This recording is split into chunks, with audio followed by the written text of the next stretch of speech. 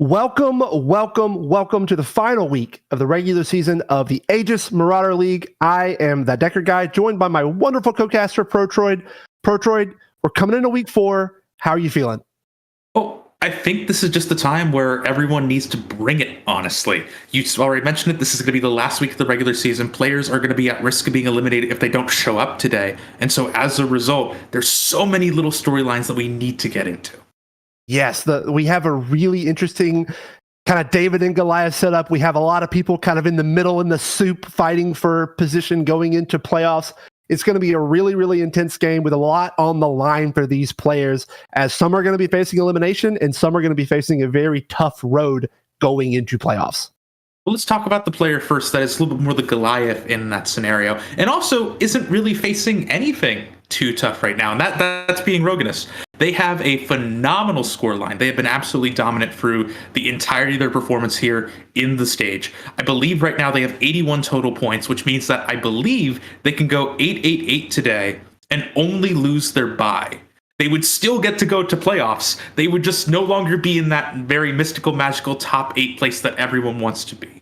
Right. So as a result of that, it's a very crazy day for them. Yeah, absolutely. Roganus positioned very well to end first in the regular season, but we're going to hop right into game 1 with 416. 416 sitting at about 50 points, so right in that kind of soup area where we need to see some really big performances from them to kind of ensure that they will make it into that playoff situation. And if you get a couple low rolls, make a few bad mistakes, we could see them potentially going home. Yeah, 416 alongside Dot as well. Both of them, I think, actually 1 point between each other in the standings. Both of them need to try to go for top 4s today. More so, they need to make sure that players like Roganus actually are also still able to win, just so that way they're able to really stamp down anyone else that might be trying to contest them up for those security spots towards the middle of the pack. Yeah, we talked about that a little pre-show, but it's an interesting situation when you are trying to win and you're really wanting the other winners to keep winning, right? It's really, usually you're trying to upset these kind of the guys that are on top or players that are on top, but really for the player like 416, they want Roganus right there holding hands in top 2. So we'll see. To be clear though, they want to be at the top spot, and exactly. Then they want Roganus to be there. Right, and exactly. Also, probably if you're 416, you also want to see, Dot in the bottom 8. You also want to see, if you're Dot, 416 down there as well. So again, it's going to be a tricky sort of thing to figure out. But for 416 though, they got a lot of really strong early pairs though, had a really nice Vanguard start. Going over to Dot, they start with, I think, a little bit more of a traditional brawler potential Laser Corp angle. Yeah, Laser Corp, one of the premier comps right now. That vertical is showing itself to be so strong after the last patch. One of the definitely premier comps.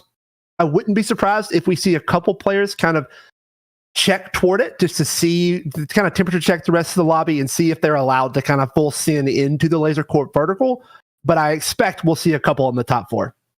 Yeah, as the augments come out, this can help decide whether or not Dot is going to be staying in this Laser Corp vertical, or if they're going to be looking to pan around a tiny little bit here. Dot is just going to be, again, there's a few really good options in here. I feel like Phony Frontline, I think, is a phenomenal start. It lets you run a weaker board and still be able to get a lot of good stuff out of it. Yeah, absolutely. Phony Frontline, giving those 2 extra target enemies, 2 extra health bars that have to absorb this early pressure. And then a time of the game whenever there's not a lot of damage, not a lot of aggressive item slams, even though we do see a Last Whisper slam here from Dot, it will give a lot more time for this Draven to sort of do its job in a really good position to be in if you're trying to win streak through round 2. Jumping on here now with Plop, another very aggressive start. We have the Battle Mage with the LeBlanc, Sona, and the Lux. 3 very strong units individually. Lux maybe not so much, but Sona and LeBlanc for sure. But with that Battle Mage, they might be able to chew through these health bars for these Phony Frontlines. I mean, it's a Lux 2-star at 2-1. That's pretty strong early on, just because it's also cutting down on the AD damage that's coming out there. It means that your solo frontline Blitzcrank is going to have that little bit of extra effective HP. And also, yeah, to speak on what you're talking about on Dot's board, as you can kind of see, that slam of the Last Whisper is a hugely pivoting play, because it means that Dot probably is going to be going for all of those different... Ooh. Oh. And a LeBlanc pair there. Yeah, and it feels so bad if you're Dot right there. I understand what you're thinking. You're not leveling to 4 because you're looking at your board. You have the last Whisper Slave. You have the phony front lines to give you that extra survivability. There's not a lot of boards that are going to be able to handle your strength, but the Battle Mage plus the double 3 cost mage was just too much. And now Dot is in a very interesting situation where they have to decide, are they going to try and lose with this strong board or just take a worse streak with the 2-1 loss? Yeah, I'm really curious to see which way it kind of goes. Over to 416's board, it looks like they were able to pick up the Ornn artifact. And let me tell you right there, this Lulu is effectively a machine gun right now, really getting a lot of damage out early. Yeah, and where do you kind of see that the mana item, the Mana Zane from the Ornn, the Ornn items? Where do you kind of see that slotting into? What's the comp you most expect to see for that item? I generally see it like a lot of the mana generation and items that we see right now in a lot of a utility context these days. So say, for example, you're eventually going to want to have on your Janna for that second kind of tornado. Maybe you want to get even more Aurelion Soul meteors raining down so you get even more anti-heal later on as well. I would say that not too many of the compositions that are quote-unquote meta right now are really looking for that as an option. But even then, we could still see some kind of weird pivot into Talia, which would definitely make strong use out of it. Yeah, and then kind of an under the radar carry right now is that Sona. Sona's actually, if you can hit that Sona 3, a very strong carry. Well, it looks like maybe Plop has all of the spellcasters right now. You might not want to be looking at it, but still definitely a good option as we see Plop against $1.50 Slice. Now, $1.50 Slice is in an interesting situation coming into this game. They, as far as we can tell, don't really have a path into playoffs, but they are able to do what I have done a lot in my gaming career, is be the spoiler, right? You can't really make it into the next phase, but you can play spoiler for someone else, and that's always kind of a fun situation to be in. Yeah, $1.50 Slice really can affect the standings for a lot of these other players. She just can't really do it too much for herself. However, at the end of the day, this is still a phenomenal experience to be able to practice playing TFT at such a consistently high level, so that will be a benefit in and of itself. It's just going to come down to how she wants to approach these final lobbies. Absolutely. As we do see a spatula taking from 12 Fiend Fry on the carousel on board with $1.50 Slice here, does have a very strong start. Oh, wow. Wukong 2, Poppy 2, Double Defender 2 stars with the Yasuo. I mean, man, this is a very, very strong start for $1.50 Slice, and I don't really see them dropping many other rounds at the rest of the stage. And they are hard committing very early on. Last Whisper alongside the Giant Slayer, that really does pin you a lot towards more the Samiras and the Zeds that we've been seeing recently. And this is also what you kind of need to be doing in this current meta. The earlier you're able to commit to your items, the champions, and the trait paths that you want to go down, that's usually going to have better and better effects for you. That's another good example, by the way, of a Mana Zane user I didn't quite think of, the Yuumi. Yuumi, and with the blue buff JG and Mana Zane just raining down hearts of death onto this board. But this defender frontline for Troy is just so tanky with the 2 stars. It's so difficult to bring down. I don't think it's going to quite be able to do it. Yeah, I mean, Defender is primarily a physical damage focused defense, and Yuumi is, as you know, not that. So as a result, it did look a little bit hairy there for a moment, but $1.50 Slice still has enough raw stats just to power through. So nothing the cat can do right here. I do really like that adaptation, though, that we were seeing, just because late game for Yuumi, a lot of what can really wreck her is that sort of delay that you have between these kinds of high impact casts among, a host of other things. So just being able to effectively turn into a machine gun can help sort of alleviate some of that. But to stick to $1.50 Slice's board, this still remains a really strong entity here that may have been a close fight. The thing that worries me, though, is if you look at the top of their screen, you see that they've been waffling, a loss, a win, a loss, a win. They need to have some kind of consistency here. We'll have to see if Dot's going to be able to give it to them. Absolutely. Yeah. With a board like this, you definitely want to be win streaking because losses are going to be very difficult to have happen unless you're completely basically open forting. We have a fight between Dot and $1.50 Slice right now. Both very strong boards, both double item slams, but it's just not quite enough those frontline able to tank up the Draven long enough for $1.50 Slice to be able to take that win and have at least somewhat of a streak going into this first round of PvE. This is what we were talking about. This is the physical damage front line. It's going to do strong against the physical damage back line. Everything's right with the world. This is exactly what we expected moving into this. So I at least feel a little bit vilified that we're not talking about the Defender versus Yuumi matchup anymore.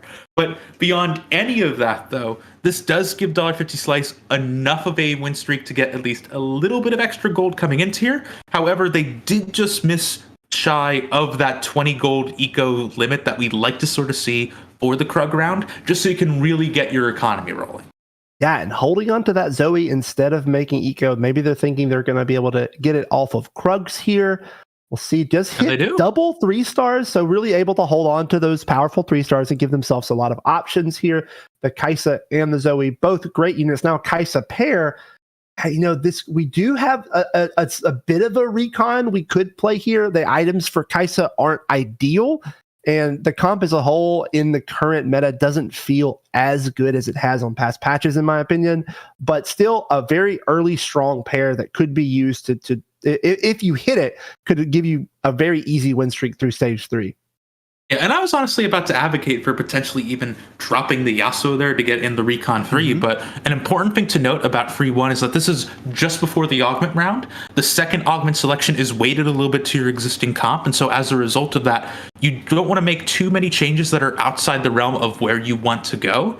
By moving in the Recons, you should still be able to have the potential for some of those Recon augments that we've been talking about, like the Edge of Night one for the Vayne. But beyond that, too, by maintaining Duelist, you are able to open yourself up to, for example, a very lucky early Zed augment.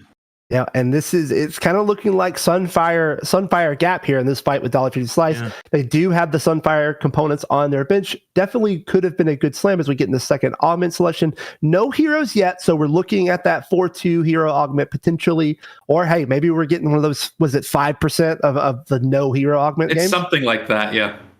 Those feel so anticlimactic. Don't they to you? Do they feel sort of odd to you when you get to that 4-2 slot? For us, the answer is yes, because this is the meta. This is what we're so excited about. Oh boy, let's see what the hero is. But in cases like this, it's going to be more consistent for the players. It's something that they're going to be enjoying a bit more, because it's going to really come down to board strength as opposed to some of these little swings that we can see. But to switch over to August's perspective here, they're going for an interesting path. It looks like they're going for a Spell Slinger plus admin board. We don't exactly know what the admin is in this board specifically, because that can be a little bit trickier, but there are so many powerful admin combinations right now that can get pretty scary. And hey, what do you know? Someone's listening, which I applaud and also am disappointed in. But that's just how it kind of goes sometimes. So yeah, it's going to be combat start, bonus 25 mana. That's going to be a pretty strong way to get some of these carries rolling early. Yeah, it's pivoting or positioning themselves for a very, very strong admin board. But talk about strong boards. Roganus has a monster board with its Sivir 2, Laser Corps, Hodge, and a and a Rage Blade. Wow, we talked about how powerful the Laser Core build is. Hitting the spat this early and then also having it locked in on a sure shot 2-star with those double item slams. This is going to be a tough board for anyone to take down. Especially because you don't need to really rely on the Zed anymore in order to properly, the combination of the Zed as well as the Sejuani. In order to hit Laser Core 6, you only need to hit 1 4 cost at random as opposed to 2. So that means it's going to be an even bigger spike for them as time goes on. For 12 Fiendfire, though, they meanwhile stretched a little bit more into Ox Force. This is what that spatula that we saw them pick up from the carousel definitely went towards. Honestly, Spat, I believe, over the course of 1 or 2, I was about to say patches, but really it's just been sub-patches of this eternal patch 13.1 that we've been on. Because of all of that, we have seen it go into such high priority, either if you're trying to go for the 9 Laser Core Exodia, or if you're trying to go for what it appears they're doing, of trying to run this kind of Viego-style composition and really try to get as many of those Ox Force as you possibly can. Yeah, and here is where paying your health early can come back to give you an advantage. We see very powerful units here on this carousel. Samira with a bow and a Viego with a sword. So very, very strong units with decent items for them to build toward. Could open up some options here for Dot, for $1.50 Slice, for all of the the kind of the bottom four right now. Ooh. To really start capping their boards. And let me tell you, they had another Samira. They had an immediate champion duplicator to make it a 2-star. This is a really huge benefit right here that Dot has. This is perfect itemization for the Samira. We have seen this greater shift towards the Hextech Gunblade, I think, over the course of the past, 13.1B, I suppose, is when it really started sort of coming through. And as a result of that, it has really allowed all these crazy front lines, including these target dummies, to survive that little bit longer, to keep Samira alive and protected that bit longer, to really just let her scale up with Sure Shot. Yeah, and some really fun interactions if you got to catch chat there. You love it whenever you see something like a 2-star Samira come down on 3-5, especially with 3 items. You start to see everyone's little legend kind of just kind of step onto your board to see, like, wait, did I see that right? Is this real? It very much is. Really quickly, like, hey, everything okay in here? I heard something wonky's going on, so I just want to see how things are sort of going. But no, definitely that is a thing to see. The one thing I will say that is a point of concern for Dot is that they have lost a lot of help at this point. They did pay the tax. That was how they really get this early Samira too. However, usually whenever you're running Samira, you originally try to run some degree of her landmark trait of the, excuse me, I see admin, I get distracted, I completely lose my point. I don't really think there's anything too crazy here to maintain. The on-def game bonus attack speed isn't the absolute strongest, but it's a good thing to have in your back pocket. The point I was going to, before I was rudely excited, I suppose, by everything that was going on, is that usually you see some degree of underground coming through. Currently sitting in 8th place in the lobby. I'm sure that won't be the case for much longer. It's also kind of wishing that they had underground, a bit during that sort of loss streak that was happening there. They would be in a definitely much better position, but still a fantastically strong board that's going to make sure that they kind of have an easy transition into the late game in stage 4. Well, there is a really important thing about Dot's board that I really have to call out, and that's the fact that they have been running supers for quite a bit of time. They are starting to flex out of it now to help sort of further buff whatever augment changes that they want. But an important thing about supers is that even if you're just running the basic version of the trait, you're not 3-starring everything, that's still reliable bonus damage, right? Like, you don't need to 3-star to gain, I think it's plus 15% now. You just need to have it active. And so as a result of that, you can still get some pretty good bonuses here. Yeah, and I think the question for Dot now is, are we going to play toward the sort of, as a Janna has hit there, huge hit there. Ooh. Maybe we'll get an idea. It looks like Windy Day, so that's the damage buff. If I'm getting that correctly, that is correct. Windy is going to be a huge damage buff here, and also again, it's excellent for everything that the Samira wants to do right here. It has the Gunblade to help stall the front line. It has the target dummies to stall things that little bit extra longer too. And through all of those things, not only is she getting the Sure Shot bonus damage that has been nerfed down to 8% AD, so it's not as good, but also getting the Janna bonus on top of that and the additional CC that Janna provides. Crazy. Yeah. Over here to August's perspective, though, they have really maintained this Spellslinger admin board. I really can't wait to see exactly how this last augment is going to evolve it, because they have been win streaking fairly reliably through it. They are going to take the Dot tax because, again, this early Samira is absolutely insane. But I really want to see if this is something that August needs to adapt to at this stage. And oh my goodness, that's double 5-cost heroes. We're just full on spice today, Protroid. I love to see it. So we're going to be seeing some 5 and 4-star hero augment choices. Most players will have their reroll, so they can be a little more picky. But we're about to see some boards starting to spike. Yeah, this is going to be absolutely huge. Players are just, August is rightfully scouting around, seeing if there's any kind of contentions. Seeing the 2 people pick up the Syndra will give them that little bit of pause from selecting it. That can be a really rough thing. You will be guaranteed to have one, but they just can't risk not being able to hit. Yeah, and interesting. We're choosing the Viego and going with the Spellslinger Spat Slam onto him. We'll see how that worked out. Decent items, but really not what you exactly kind of what you see with the Viego, but still a very, very powerful hero augment. And as we've talked about, pre-show, Viego, a very, very powerful comp right now. I always am admittedly a little bit worried when you are trying to force something like this. However, this seems to be the best play that the augments were really giving you at that juncture, so I don't blame August. On top of that, too, with itemization, like you were saying, yes, this isn't quote-unquote optimal best in slot, but the items that have been slotted are kind of what you are looking for in those best in slot, right? The IE isn't great because it's giving you the physical damage, and Viego doesn't need that, but it is still giving your ability the chance to crit. Beyond that, too, you have the hero augment alongside the additional bonus stats coming in from the spell slingers, which are going to be allowing a lot of that extra benefit. Yep, and now we have to make a decision if August wants to, where August wants to commit that admin spat to. I imagine that Gunblade will go on to the Viego to give him some more healing, but I've been wrong before, so I might be wrong again. I was just gonna say, don't worry, spell slinger, Oxforce, renegade. Admin Viego isn't real. It can't hurt you. Unfortunately, it's not going to be real today. I believe this is a effects team admin, so it doesn't quite need the Viego to be involved with that. But regardless of any of that, like everything I see here is still accomplishing what you'd want to do in a Viego comp. It just isn't going to be the strongest Viego comp that we can see. Right, but this is where a lot of the skill expression in some of these like high tier players start to come out, right? When they can be faced with these not kind of weird decisions that they have to make, these weird pivots, weird item choices, weird augment choices they have to make, and they have for the most part the ability to look at those and sort of discern what is the right path, what is the most optimal path here. And this is, again, I've said this plenty of times, this is why they are playing and I am casting, because we are in very different leagues. Well, I mean, on top of that, too, we're able to sit down here. We're able to look at things a little bit more objectively. So many things can happen when you're playing TFT.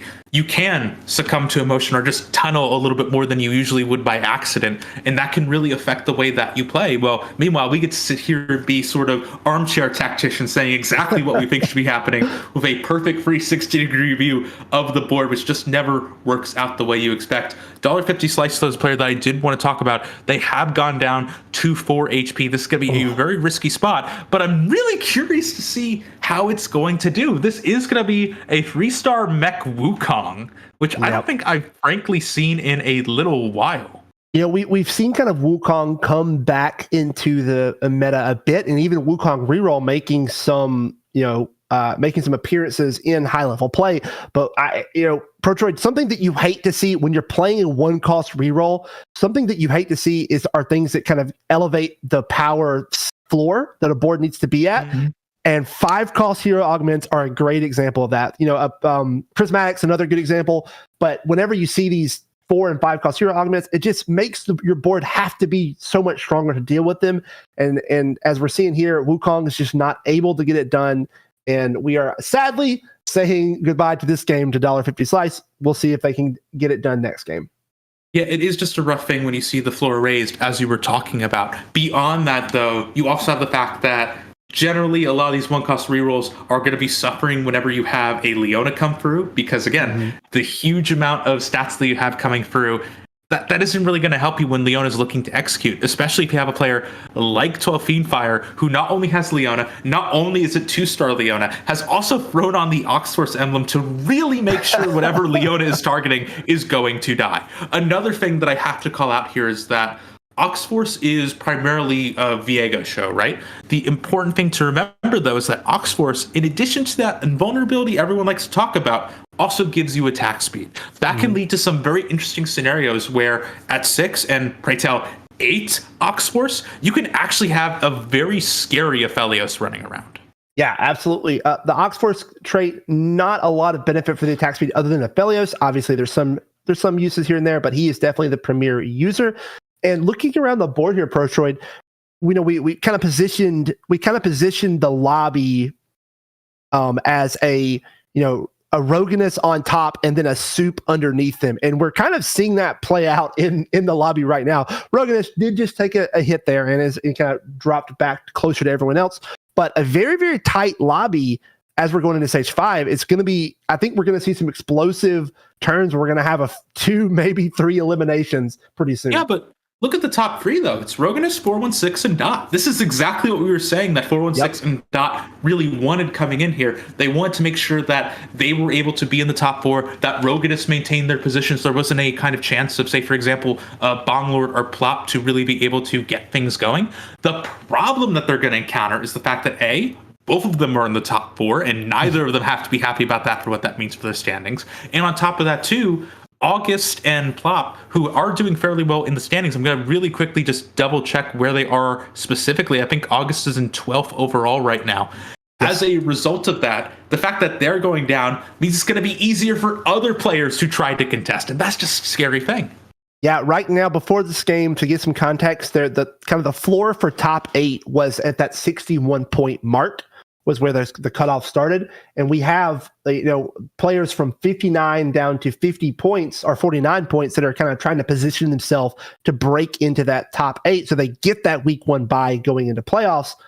So, like you said, this perfect rundown is they definitely wanted to see a lot of these players wanted to see $1.50 Slice make it up toward the top 4 to kind of push those players down a bit. But it's kind of working out how the standings are showing it should work out. But it's a really strong win streak here from 12 Team Fire. This Oxford's comp just doing so much work. The Oxford spat on the Leona, as you pointed out, doing so much work to these front lines. It's going to be tough for anyone to sort of answer this board.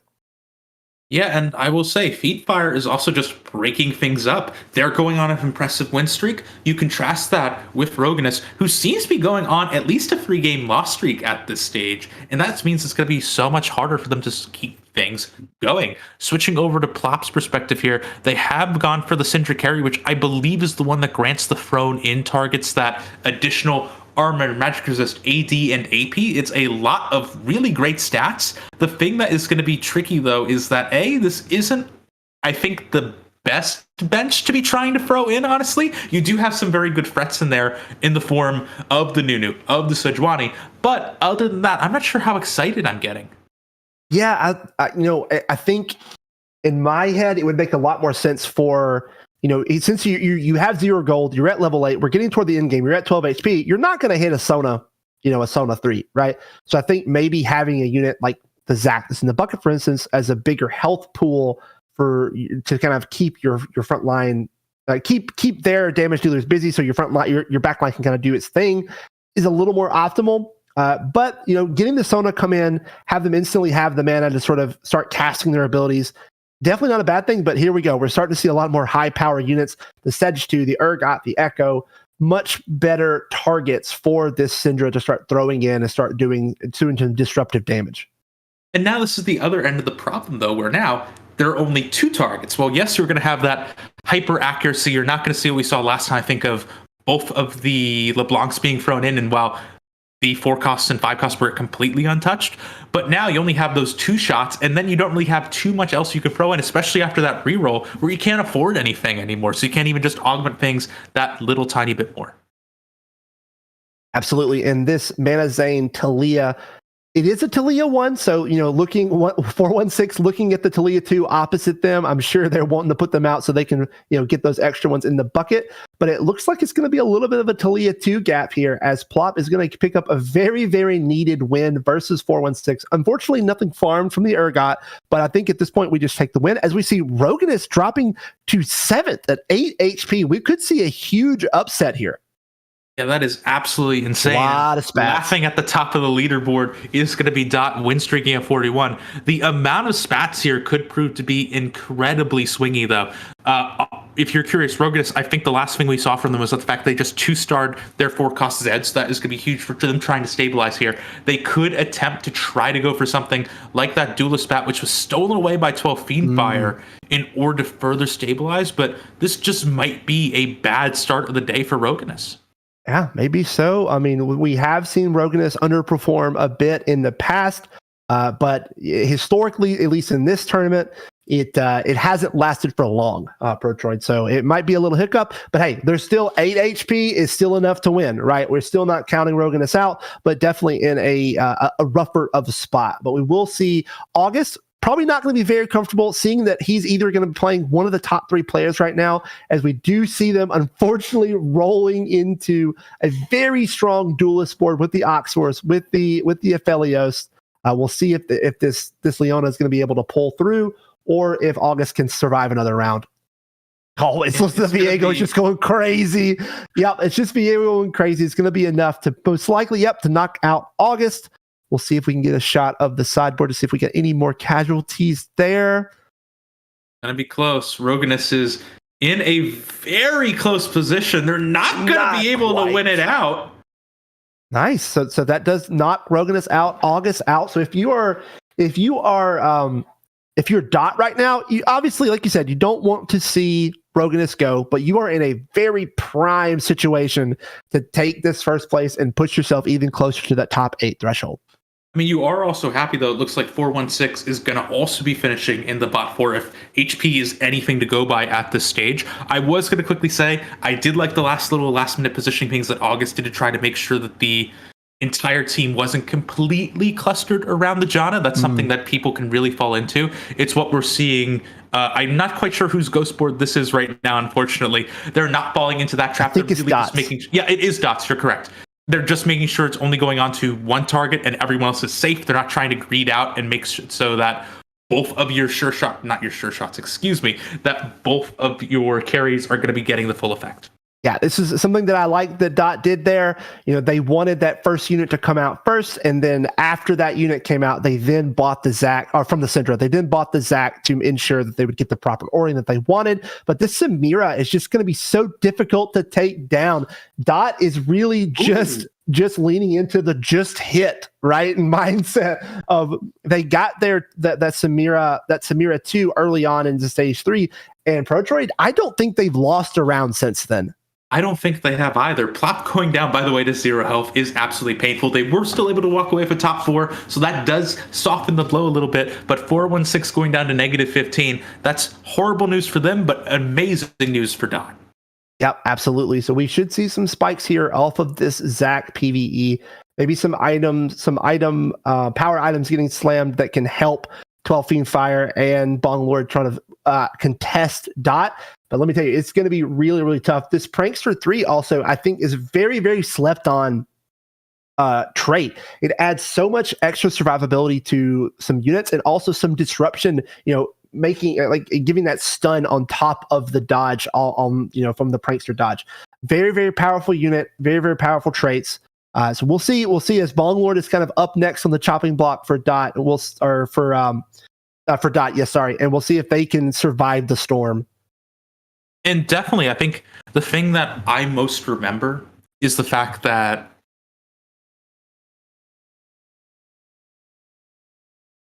oh my goodness! I think my microphone was being a little bit peculiar. Let's just move into Bong Lord's thing.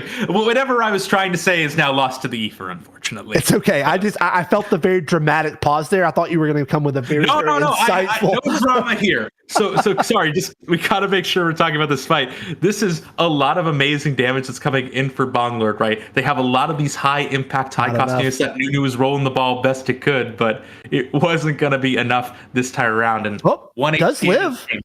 Yeah, it does live. Just keep the 1 HP alive, but Dot not only sitting with 41 HP on a win streak, but has 45 gold. So definitely has the panic roll down if they need it, but also just the ability to go 9 and just further cement the gap between these players as we're looking around at 12 Fiend Fire and Bong Lord are broke. They've spent everything to try and position themselves as well as possible into the top 2 at least. But we'll see if they can make it happen. 12 Feet Fire is the next on the Dot fight. Does have a Samira 2 as well. The Aphelios, sadly Aphelios 1, but it's very powerful. Good TG rolls there on the items. Viego, though, is going to be the one to watch. Can Viego get to the Samira and knock them out before they're able to do a lot of damage? It's going to be really close. Viego is stomping, goes to the front line again, gets knocked up by the tornado, and just get the full heal. Samira not able to execute, but does end up going down, slowly whittling away. The Samira 2, the duelist Samira 2 might be able to pull this off. It's going to be between that and Aphelios. The Janna Tornado knocks him up, and that's the closest fight we've seen in a while, but Dot still able to take it on top. But Bong Lord isn't. They go down to -14. That means that Dot and 12 Fiend Fire is going to be our top 2 today. And let me tell you, as you said, these are going to be some crazy close fights here. We see Dot going through with that role. They're trying to see if there are any other last-minute upgrades they can go for, but short of finding that other Aphelios, which I think was the goal, they're not going to be able to get it through, except at the last second. Excuse me. Pro Troy just hit, right? That's been Dot's mantra this entire game. Just hit, and in the last second, they did. The fight was close. The 12 Fiend Fire was able to get the Echo 2, but I would, if I was a betting man, I would say that it won't be enough to deal with this board, especially not with the addition of Aphelios 2. It looks like that's going to be the case, and we'll see. Yep, we get a cutscene, and he give them the Tibbers. That's going to be the end of game 1. Yeah, Dot just had everything go right for them that fight in a way that just didn't last time. Because yes, we could talk about the Aphelios, those two. That was certainly a huge impact. But the other thing that happened was that you didn't have Viego just immediately go down to the back line. There was that little bit of extra delay, and that caused Viego to get focused down very early on. No amount of invulnerability is going to fix that. Absolutely. The power of that Ox Force is that it just gives a little bit of extra survivability, and facing that, a champion like Viego very much struggles when they want to get that reset. They want to start hitting the board all over the place, not quite able to do it, but a fantastic opener, very exciting game to watch. We're going to throw it to a break. We'll be back in just a few minutes for game 2 of the final week 4 of the AML. See you soon. Stick around.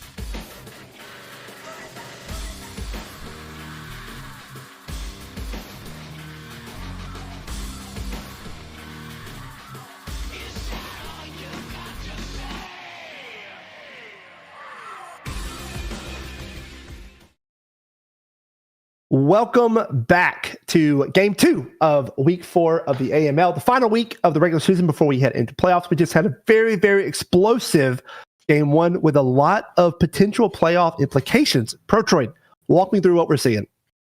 Well, first and foremost, Roggenus, our Goliath, has been not slain, but is certainly bleeding quite a bit going out with a 7.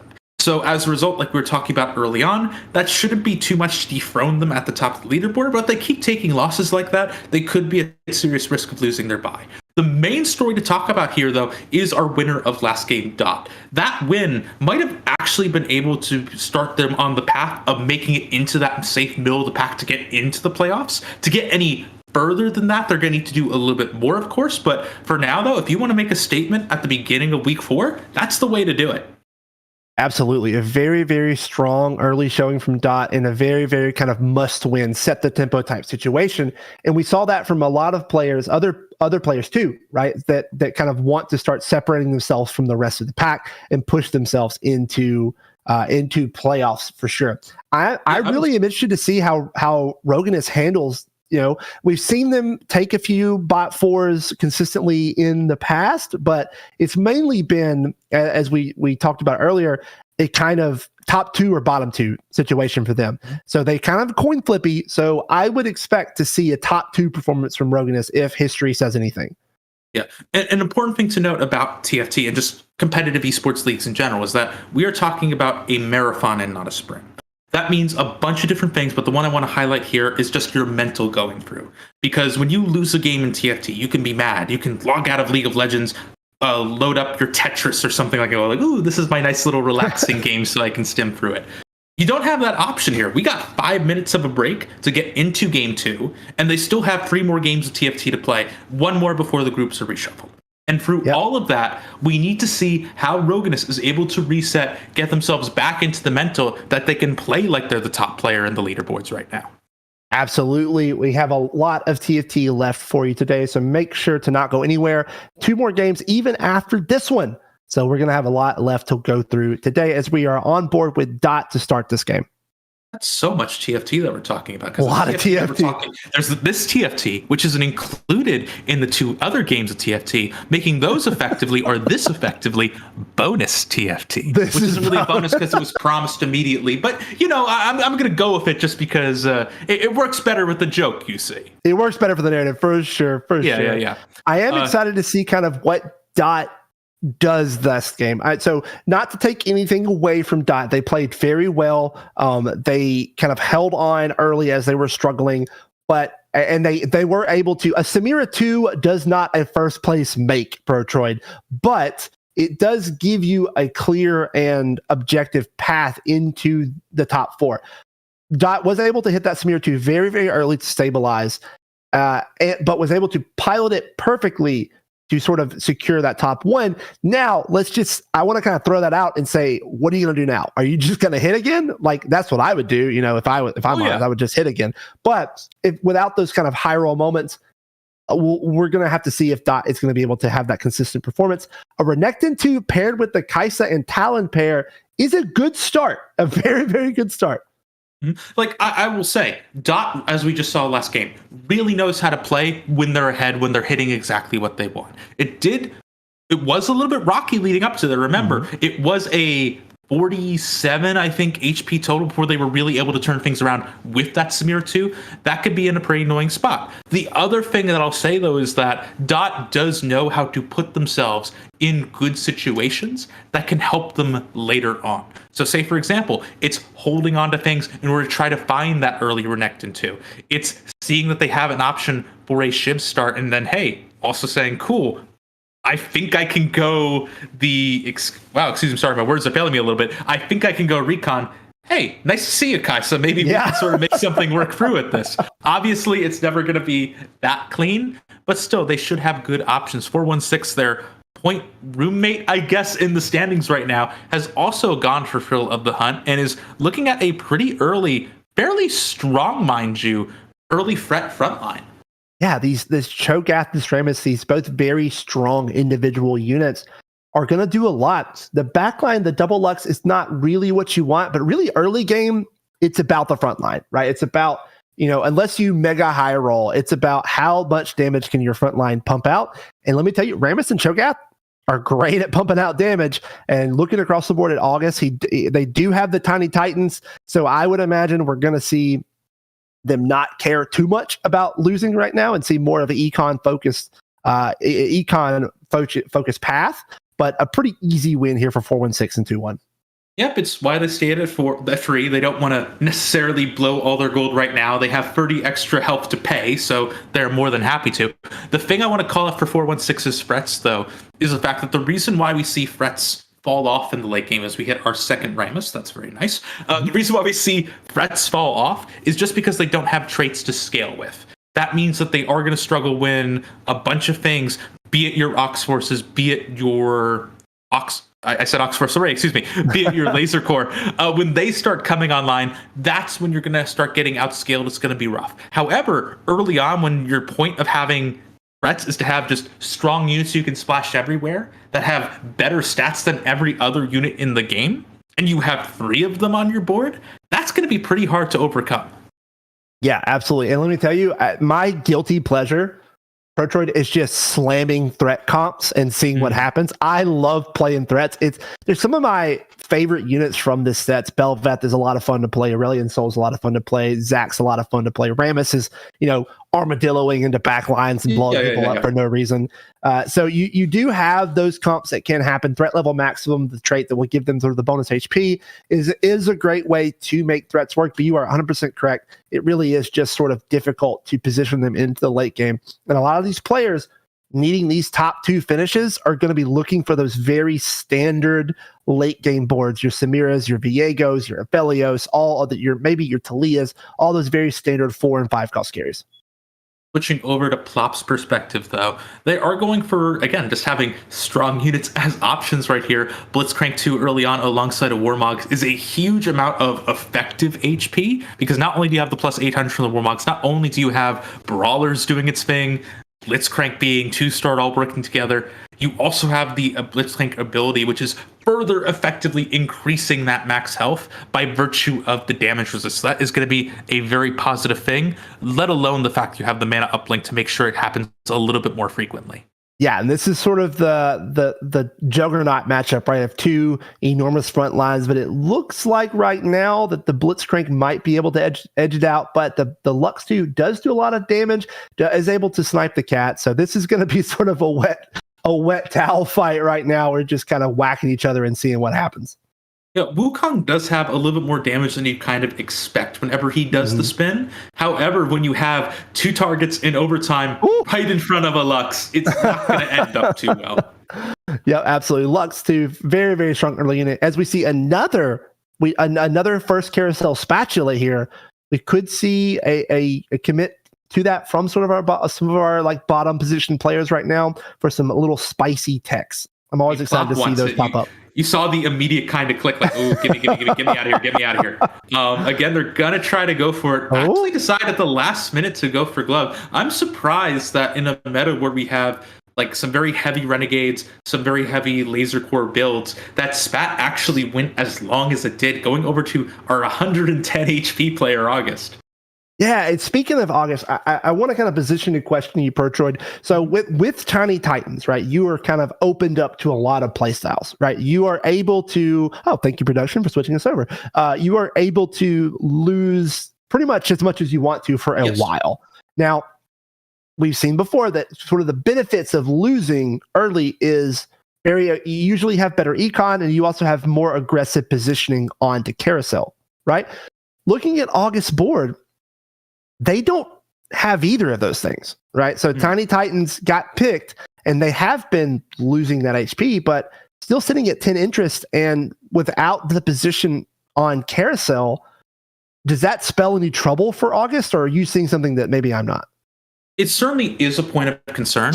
First and foremost, you are correct, and I've said this a hilarious amount of times over my time at Aegis, is that TFT is a game that has 2 economies. There's the gold economy that's always very prevalent when you look at it, and the health economy. Wait a second, this is a fight that I don't think August wants to win, and they that's are a going heartbreaker. to just barely.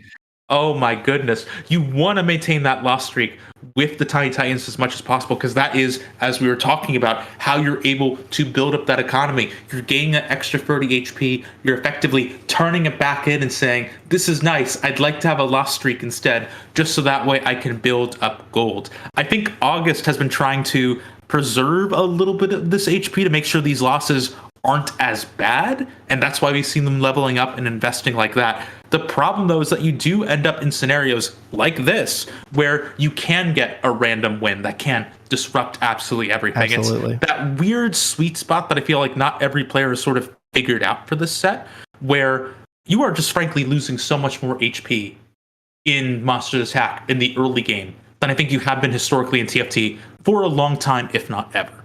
Yeah. I used to talk about how 60 HP was the alarm bell point for the Wolf round, and if you had 60 HP around Wolf, something seriously wrong was happening. That's something you can now see around the Krug round. 416 is at 76 HP. So as a result of that, this means that players are trying to walk this tightrope maybe a little bit differently than they have for the past couple of sets. It can be a bit awkward. It's easier to misstep here and there. And I think that might be what we're seeing with August Sport. Yeah, I think so. I definitely think that players are taking their stage 2 streaks much more seriously this set than they have in the past, which is causing that effect that you talked about of making them, essentially if you get to 2-6 and you've lost all the rest of the rounds, a lot of players will just basically open for it, right? Switching your front line to the back, or back line to the front and front line to the back, so on and so forth.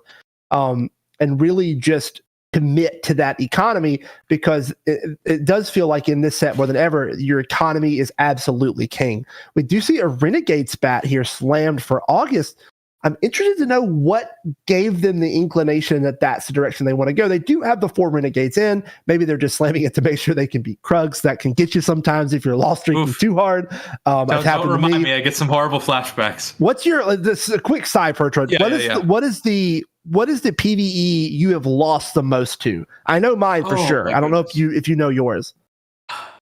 It might be the second round of minions or whatever, when I'm trying to figure out what can solo them and what can't. I don't know, it could be like the stage 1-1 Goomba, that has like the high kill count of just Mario not moving and just them walking in when you walk the controller away.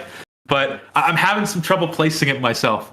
What's yours before we talk about $1.50 slice? Mine is definitely Aurelion Sol. I have accidentally lost to Aurelion Sol, pivoting into Misfortune, which has if you haven't fully committed to it, has a very easy way to lose to Aurelion Sol. It's happened to me more times than I want to talk about, honestly. It's very embarrassing.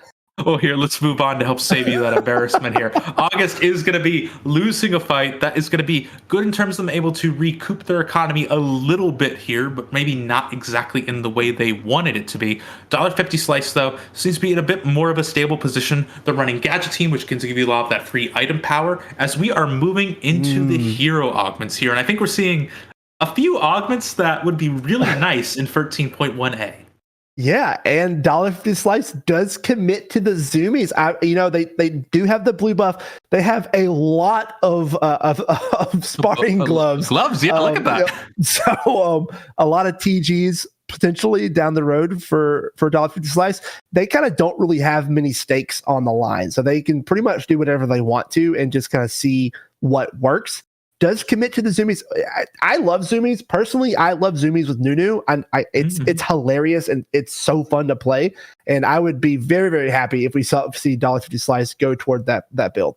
Well, for Nunu, really quickly, you got to get there first, and that's going to be one of the most difficult challenges I think anyone can sort of have. I will say though, I do like the zoomies in Fury though here. $1.50 slice, she's been holding on to Gangplank, so that means she already has that route into supers here. You just need to start finding a few more of those. This actually looks like the early beginnings that I've seen in some of the Lulu supers comps that I'd run back in the day, where you're trying to hit just as many of the 1-cost mascots as possible, and then if you're able to hit any of the 2-star heroes, cool. The problem that I think $1.50 slice is running into is the fact that if you look right across your screen, you see Plop are also running zoomies, however, with a 2-star Yumi and, all the other items I think $1.50 slice wants that aren't blue buff. Right. Doesn't have the blue, but still very, very strong Yumi items. Yumi coming back around, right? Bertrand, Yeah. we've seen it pop up in the Golden Spatula tournament and a few other tournaments that go kind of around the scene. Kind of got the same treatment that it got in League of Legends, where they sort of nerfed it into the ground and are slowly sort of building it back up. I'm not sure if League of Legends has begun the build back up part of that. Not yet. Yeah, they've nerfed it into the ground. Congratulations, but there's still a few more. There's that second step they need to look at. But right, that's a future kind of thing. We're going to ignore that second step because no one actually wants that to happen. But anyway, but the comp is starting to definitely come online as we're seeing a more resurgence. It doesn't do as well against like an Aphelios comp where you see these very backline centric comps. The recons, the sure shots, right? The misfortunes, and Yuumi just able to kind of say pop right to those big backline carries and kind of don't give them a lot of time to affect the rest of the board. Yeah, Yuumi remains, if you're able to hit her, if a bunch of other things work out, a very effective composition. The problem though is that you need supers. You need to make sure that if you're lucky, there's someone else running like a Draven reroll that opens up the possibility of hitting Yuumi's easier. And you don't want to be contested on Yuumi, even though the comp can support two different players. You're going to be making it so you hit it so much later. And that's the problem that $1.50 Slice is just running into right now. Yeah, and I want to point this out too. August picking up another spatula. So did slam the Renegade spat earlier, but we could potentially be seeing a Renegade vertical from August. I don't know how powerful it is, but I would love to see it, honestly. I really would. It's pretty dang powerful. I don't quite recall what the exact numbers are, but I have seen it greatly affect a lot of what you sort of see for some of these late game threats, especially. Like, if you're just going to throw that on a Fiddlesticks and just have it, lurk in the back of your board, it's going to do some stuff. I can't legally say what that stuff is because it's too horrifying to comprehend, but it's going to do some stuff. Yeah, and jumping on board with 416, who is right now currently my favorite play in the lobby because they have the most amount of threats. But a very, very strong board, 2-star Rammus, 2-star Cho'Gath, Misfortune with the Shojin, very, very early power spike, 4-4-1-6, and a big, big win there coming into the end of stage 3. And hello there, Misfortune. It's been a little while since I feel like we've seen you after all the nerfs that came through for 13.1c, but yeah, still can be effective. But if she wasn't item reliant before, which she was, she most certainly is now. So being able to have this early slam of this Shojin is going to be fantastic. Being able to keep that going as well with some of the eventual items you're hoping to slam too, like you have half a Jewel Gauntlet, that should help you quite a bit. All of those things working together, that should help make sure that Misfortune can still achieve, especially if, say, for example, she's left alone. Absolutely. And paired with that is that LeBlanc mirror image, the augment choice for LeBlanc here. Very, very good. Or is this the aim assist? I can't. This is mirror image. This is mirror image. Sorry, I think we have 3 Rammuses on the board right now. If it's not mirror image, I need to get my eyes checked. That's a good point. I got a little colorblind there for a second, trying to decide which one it was. But mirror image, a very, very good augment, especially the way that 416 is using it, which is just to extend their front line, right? They have a very powerful front line in these threats. Not quite good enough to stand up to 12 Fiend Fire here, who has this recon laser laser corpse, just bonkers board. But using mirror image to extend that front line, making sure that there is lots of time for the Misfortune to build up that damage, build up that mana to make sure they're getting that cast off and getting those ace executions. A very, very good use of that augment. Yeah, especially onto the Rammus as well, just because that's going to give you that little bit of extra CC. It's going to prolong fights even more because, again, you got so many armadillos. What are you going to do? I have no easy way to respond to that. Absolutely, as we're going to see a lot of players looking for some power spikes coming into this PvE round. We'll see what happens. I want to see if we could hop on board with August. I really am curious to see the use of these spatulas, as we do see the Renegade spat still, but we haven't seen a commitment to this second spatula yet. Well, here's going to be the roll down to see what maybe other Renegade options are available here at this stage. So this could be a bit of a stronger impact. The other thing you got to remember, this is also 4-1. 4-2's right around the corner. That's the third augment pick. You want to make sure that you're throwing in stuff that is going to be around the scope of augments that you want. Absolutely. And sitting on Renegade 4, Ox Force 4, definitely set up to get kind of what they want for this next round to sort of add to the power spike here. We'll most likely be seeing a gold augment here, but I think there's still a chance of seeing potentially prismatic. So we could see some spicy stuff going into 4-2. I think every player, after hearing you say it, just going, "Oh, please say it's gold. Please say it's gold." Because again, prismatics are very swingy. They can disrupt lobbies in ways that people don't necessarily expect, the same way that heroes can. So we'll have to see what 4-2 is going to bring once 4-1-6 and Plop finish duking it out. Yeah, we'll see. Let's see if we can get. I know what my vote is, but I know what the players' vote is too. Okay, players win. Players win. Players win. They do see the admin crest, could commit to a 4 admin here, or be able to sort of drop the LeBlanc or Camille, but also the reroll still available for August. I'm always interested to see how players at this level use their reroll, because you often see it used on hero augments, but getting into this section where you're at 4-2, you see an okay option, does go and hits the Renegade crest pro Troid. I believe we're gonna see the Renegade vertical this game, and I am very excited about it. I mean that is the vertical. You don't need to have the Leona anymore, so it means that all you got to do is hit the more easy quote unquote Viego, and then from there try to get something going. I feel like at 59 gold, you should be able to level up to 8 to get going. However, you got 45 HP. There's a bit of a ticking time bomb going on here. Yeah, absolutely. And looking, let's take stock a bit around the horn.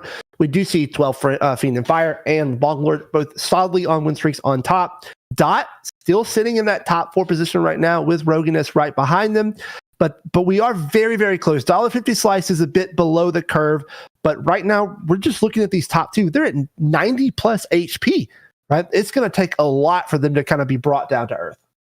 Yeah, it's going to be just generally a tricky thing to do, as you're sort of saying. But again, we saw Roganus dip down very quick last game. We could potentially see that again with some of these other similar win streaks. We just need to see how players are going to hit. And I think if I had to guess, August is going to try to start hitting now, switching over to $1.50 Slice, who has not really been able to hit this time around, is able to hit all the individual components. They need to roll here to try to find as much as possible. I think they even just missed Yumi. That will hurt quite a bit.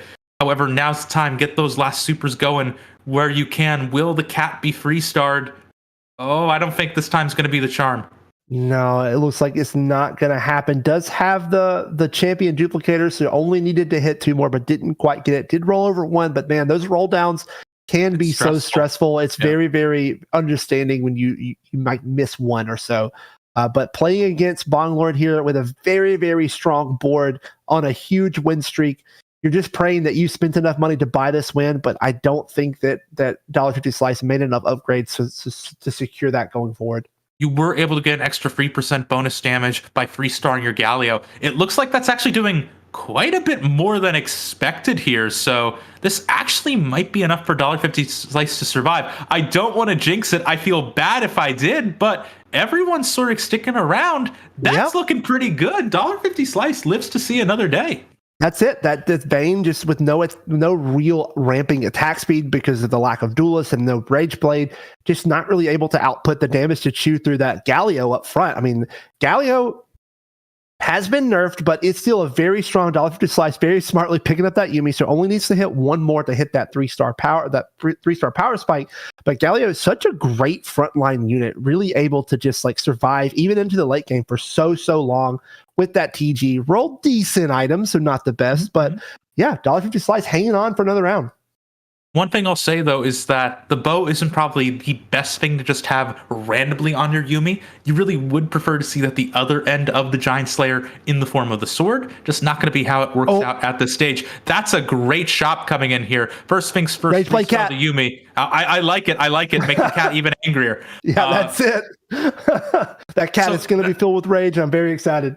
That's the best free store you could have gotten on this board because, yeah, getting the Lee Sin would be good. That's a ton of extra survivability. But here, you really want to make sure that Yumi is getting as much done as possible. You get the 3-star bonus damage from supers alongside just the general stat increases that Yumi has. Is this Ashe going into the backline? I think it is. Yeah, that is a hacker Ashe. And I do want to point out the positioning of the Yumi here. You know, in patches past, they kind of made Yumi to where you have to put her in a much more vulnerable position instead of being able to basically corner her in the back line to to do what she does. So does have to play up a little bit to get those good hook shots on the back line. Oh, that's a lot of drones. Looks like it's going to be enough. No, not quite enough to take down the cat.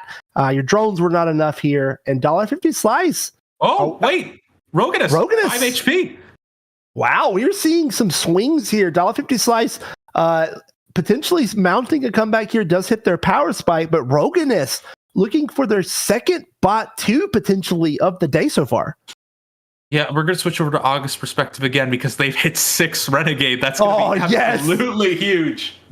Oh, man. I will say, looking at this board right now, obviously very strong.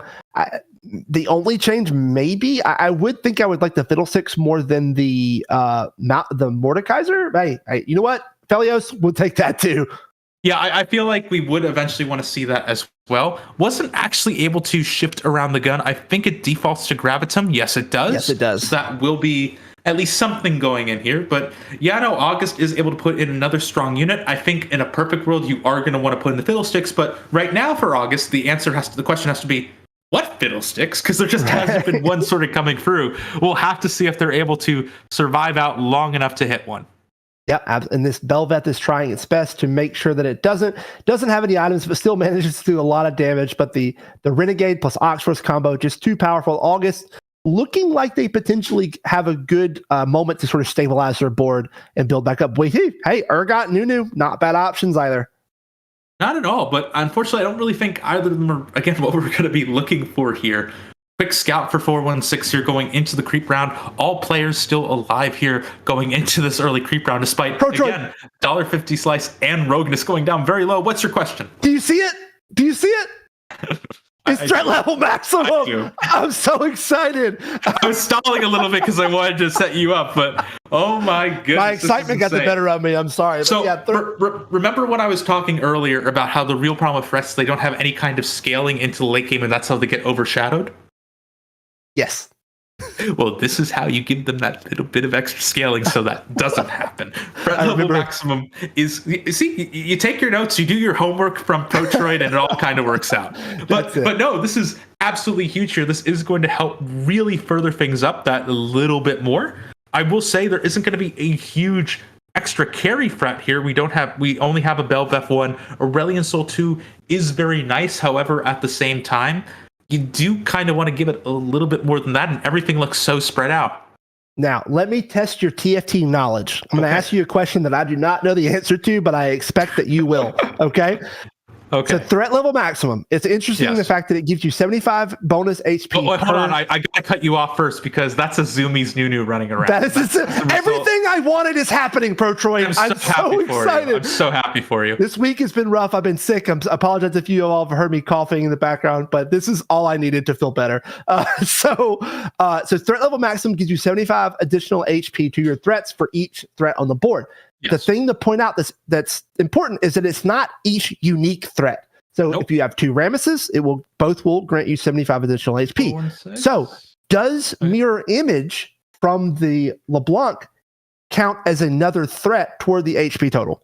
No, because things like threat level maximum only count what's on the board initially. So that would be things like what you're seeing right now. If there was something like Woodland Charm, which puts another additional unit of high health on the board, those elements are impacted by traits and augments and synergies like this. Things that sort of appear at the start of a fight are not privy to it. See, this is really why I cast these TFT games, so that I can learn, so I can be a better player myself. We do see double Aurelion, so I really like that little pivot here because there's so much frontline already. This gives you that little bit of extra damage here to try to deal with $1.50 slice. Yep, someone's going out.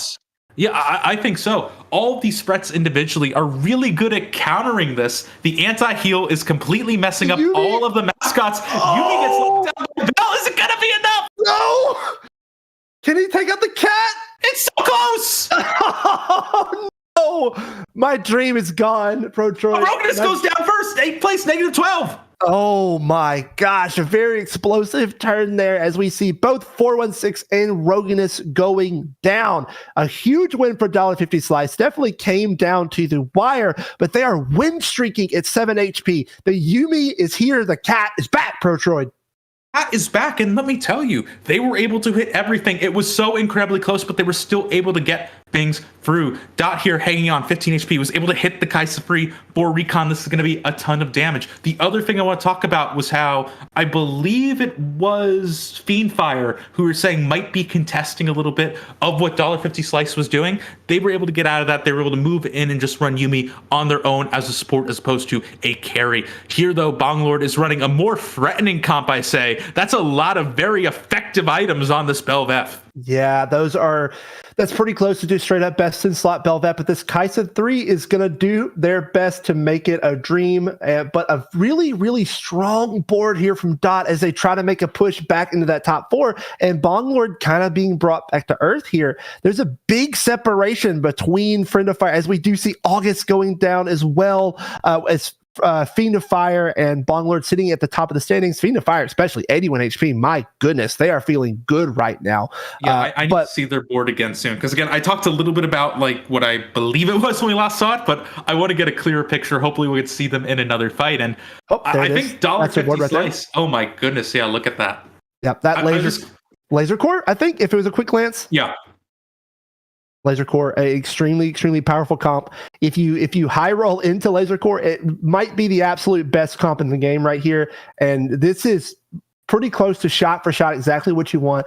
I love the 4 duelist addition to this comp, allowing even more power to come from this Zed. And honestly, from the Ashe maybe not doing as much damage right now as they were earlier in the game, but still with that duelist and the Laser Core, a decently powerful unit for being a 1 cost. It's all mixed damage too, right? And that's why Laser Core is just so incredibly strong.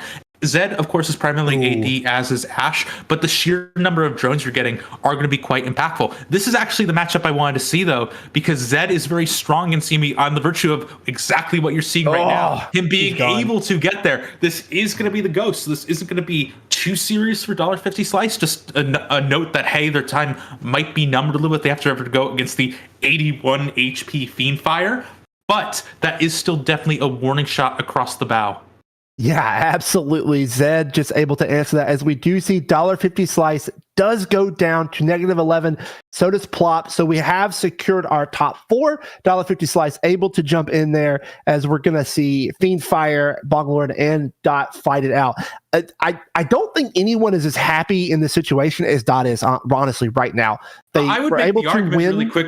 Sorry, okay. I think the quick argument that $1.50 Slice is breathing the largest sigh of relief ever, because that was absolutely terrifying, and they were able to turn that into a 4th off of, granted, going into the Dot playbook of just hit, but being able to commit to their comp, figure it through, and just be able to really just stand by the cat. I love the positioning of the set in the back line to try and catch the Zed, but doesn't quite get it there.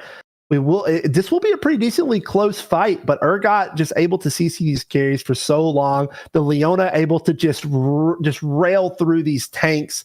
I don't know if that Samira and that Ashe can get it done. It looks like we're going to see a first loss. It is a lot of drones, but they're all gone. So yeah, going to be a loss for Fiendfire. They can lose. Eventually. We weren't sure until then. We weren't sure until right now. They are able to lose, but still a very good composition here. 10 interest versus 40 interest. Has the potential, has the HP and the gold to potentially look for that level 9 spike to put in something like a Prankster or a Sure Shot, or maybe just a strong legendary unit like Fiddlesticks. So I still think that they're feeling in a good spot, but everyone else in the lobby is feeling even better knowing that they can lose. Yeah, well, the thing to note, though, is that Fiendfire still has a hilarious HP bonus over Bonglord and Dot, where even if they are starting to lose, I think they can at least feel confident that from this position, that Bonglord and Dot are just going to do enough damage to each other that they can relatively safely think of this as a top 2. Obviously, not guaranteed yet, but just where generally my mind would be right now.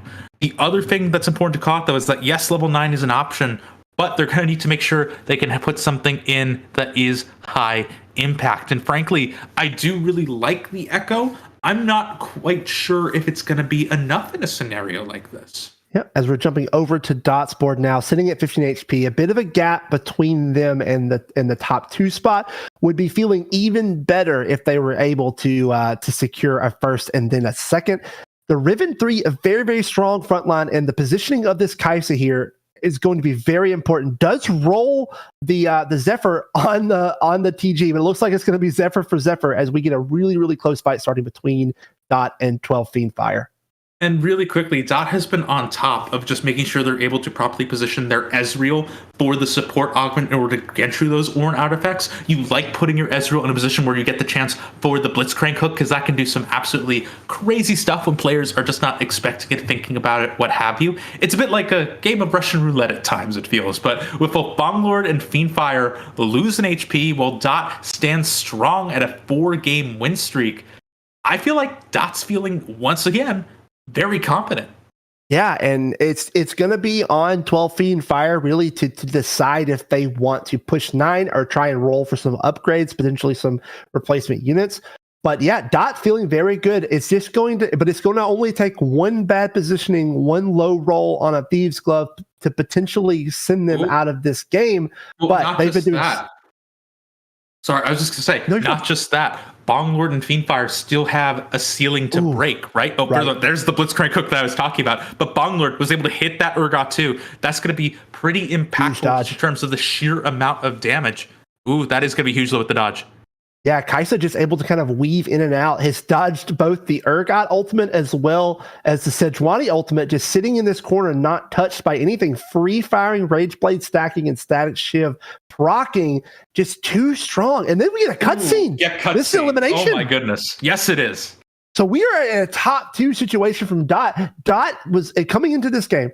Dot is sitting at 49 points, right? Mm-hmm. Well out of that 61 point threshold for top 8, but with a first and then potentially another first, but at least a second Pertroid, Dot's making a run for top 8. If they can keep this going in the block 2, it's going to be explosive.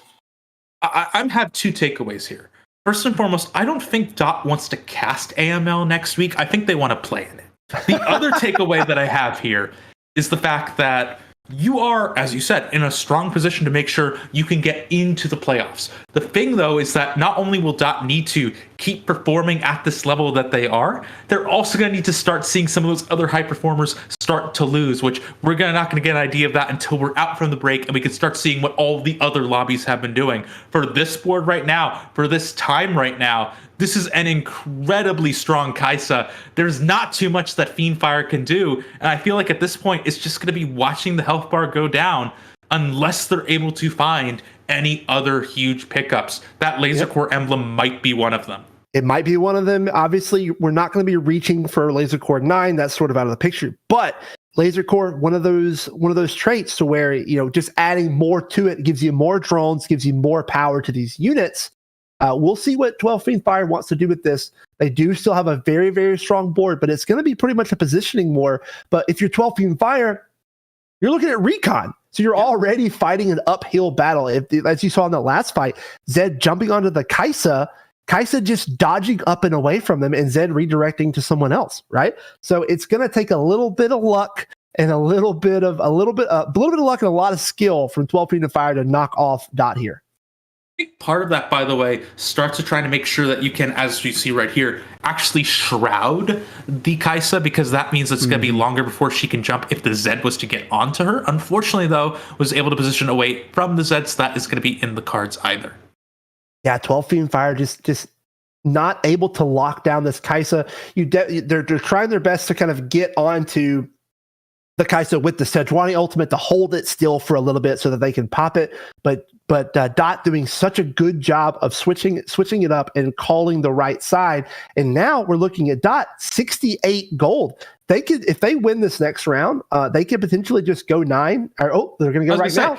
They can go 9 right now and put in, granted, just Aramis, but it's never just Aramis. Aramis is an important part of TFT's ecosystem. Absolutely. But the other thing to point out, though, is that I was going to say, if they don't go level 9 now, I don't think there's a level 9 for them. Yes. Because either they're losing all their HP or 12 Fire is.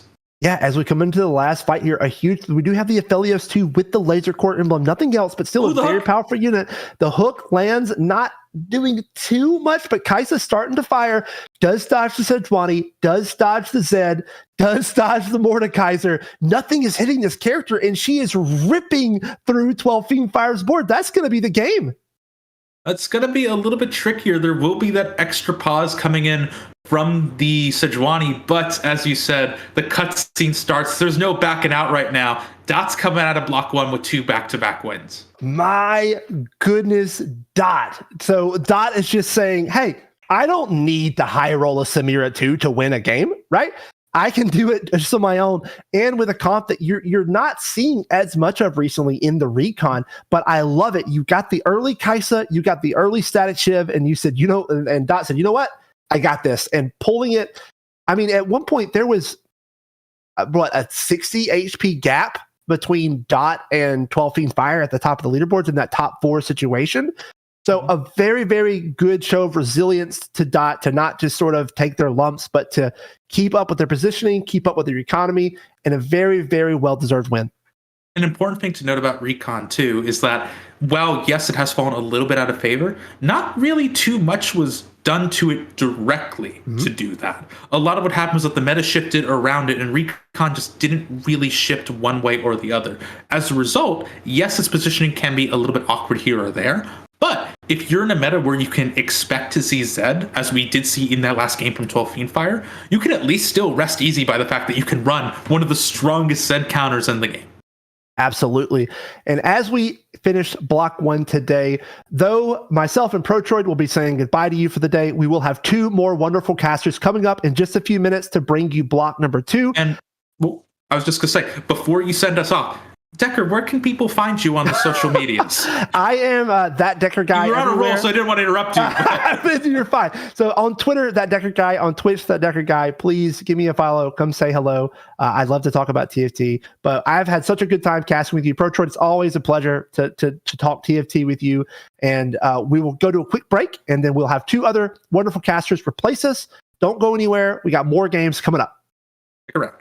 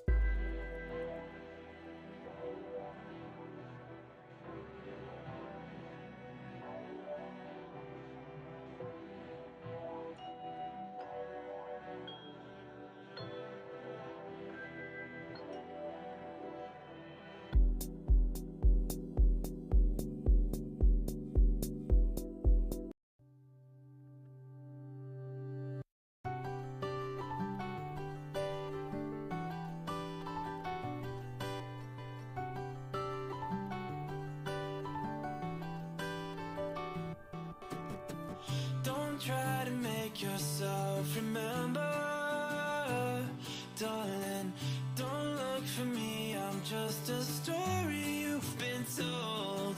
So let's pretend a little longer, 'cause when we're gone, everything goes on. You were staring at the window,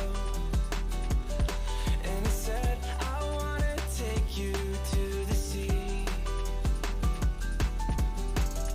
And when I'm better, we'll do everything. I gotta stop making promises I can't keep. But if I was gone tomorrow, won't the waves crash on? Is it selfish that I'm happy as we pass the setting sun? Someday I'll be overcast, but you won't have to cry, 'cause we'll do the grieving while I'm by your side. I said, don't try to make yourself remember, darling, don't look for me, I'm just a story you've been told. So let's pretend a little longer, 'cause when we're gone, everything goes on.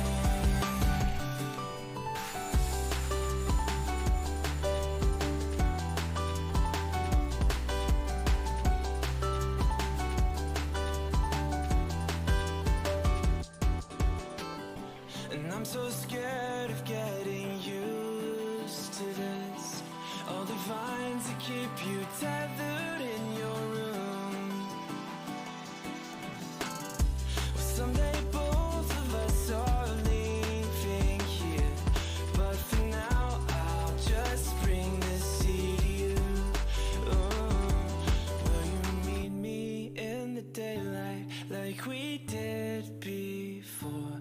Then I felt you on my shoulder, and you weren't suffering anymore. You said, I'm sorry that you worried, but don't apologize. I told you to forget me, but you stayed by my side when I said, don't try to make yourself remember.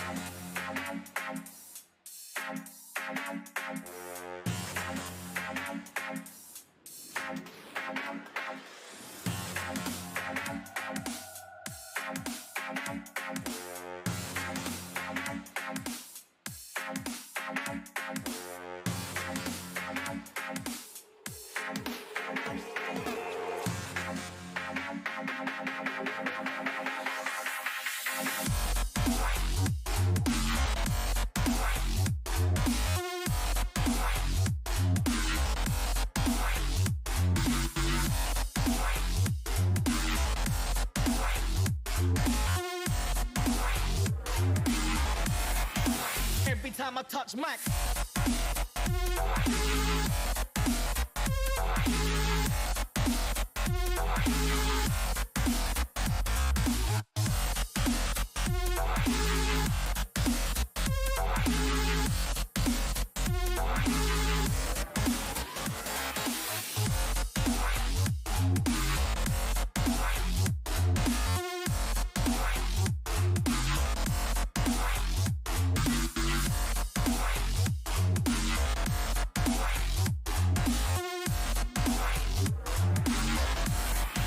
Every time I touch Mac.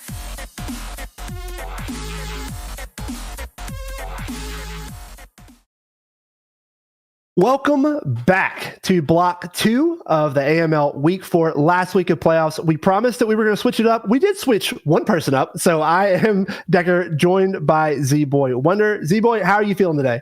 Oh, I'm feeling great. Ready to see some high-level TFT plays come in. And, you know, I've been seeing these earlier lobbies, and that's what we've been getting all day, it seems like. Really stoked to be here. My first cast with Aegis. And, yeah, it's going to be awesome. Absolutely. We did have some very, very explosive lobbies with some potentially like ground rattling playoff implications that we can kind of talk through as we hop into our prediction slide. Our wonderful production crew is going to throw that up on the screen for us.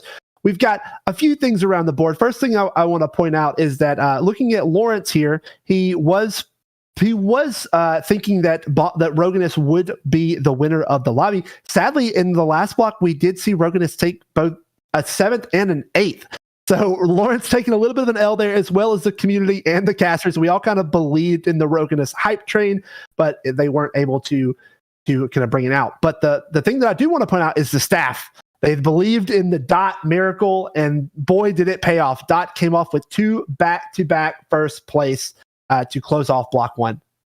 Yeah, absolutely. I mean, I'm not gonna lie. I was with the rest of the casters, the community. Lawrence on this one, I expected the Rogans to pop off, and it's just one of those days. Sometimes you low roll, and just kind of how it goes, how the book plays out. Absolutely. So let's jump over into our predictions for the upcoming game that we are about to watch in the lobby 2. As again, we see a fan favorite, man, across the board. Nazrat or Tarzan sitting in first in every lobby. Now, something to point out, Z-Boy, is that with the performance of Roganus in lobby 1, Nazrat has pushed themselves into first place currently within the standings. So wow, that changed that fast. Yeah. So a pretty good pick from Lawrence staff, casters, and community alike. Absolutely. Yeah, no, that is insane actually to see that switch happen just like that, in a blink of an eye. And that's really what high level TFT can bring to the table, is that out of nowhere you can have some rough games, and the person that was right there breathing down your neck, boom, they're in first, they're taking over. Absolutely. As we're jumping into the first game here with Purple Pouring, a fan favorite of someone that was on most of those prediction boards, is someone who will finish up in the top 4 with the wonderful little purple little droplet there in the bottom right, opening up this game. What are you expecting? So in the last game for the last block, we saw a lot of different things kind of succeed. We saw a Samira 1 win, or Samira 2 comp win in game 1, and then that Kai'Sa reroll, as Poor Performance gives us a little dance there, that Kai'Sa reroll Recon winning in game 2. Do you expect any shakeup? Do you think we'll see Recon taking it again, or do you think we'll see more traditional comps start to kind of lobbies? Think with how we saw this opening carousel, we had gloves, belts, and tiers, right? So I think we're definitely going to see some kind of a Recon approach with so many tiers being out there, a little bit of AP now that C patch is out, AP is back, baby. It's nice to be able to see Soraka hearts, or even if a heart emblem pops up, we might see that Zoe 3 come out and absolutely annihilate this lobby. That's the hardest scaling comp in the current meta, and I would love to see that actually take over this one. Yeah, so hopefully my wishes got granted in last block, where we got to see a threat comp, and we got to see a Zumi Nunu comp, which are some of my favorites. Sadly, it didn't work out too good, but I think you're right. I think if we see that Heart Zoe, such a powerful comp. So we'll be looking for that first carousel. We had spats on both first carousels last game, so if we can see that again, we might see a little bit of Zoe action coming in. Yeah, you get to see a lot more flex happen in a lobby when you have those carousels with a spatula on it, especially if there's more than one. People aren't as focused only on getting a fawn or something like that. They're really actually focused on trying to get just the best board possible and to continue those early game win streaks into those late game win streaks as well. Yeah, and we're coming into our first augment choice here, 2-1, a big pivotal moment. What we see here, we get the 2-1 heroes. We'll see. I love this position because I think what you'll see a lot is you don't see a lot of people just slamming. You see a lot of cycling through the lobby generally to kind of see what everyone goes. And instant reroll and a re-energize Z-Boy. I love this augment, especially with the Poppy 2, a very good defender start. When you see re-energize, what do you think? What do you think is that Purple Pouring might be looking toward? So at one point, it was like the best just to like throw a Wukong in with your spell slingers, get Talia casting as many of those ultimates as possible, because her ult is just busted with doing 2 times the damage once as she casts, and then again as it starts to explode on the board, right? Just massive damage there, 2 casts of that. Pretty OP.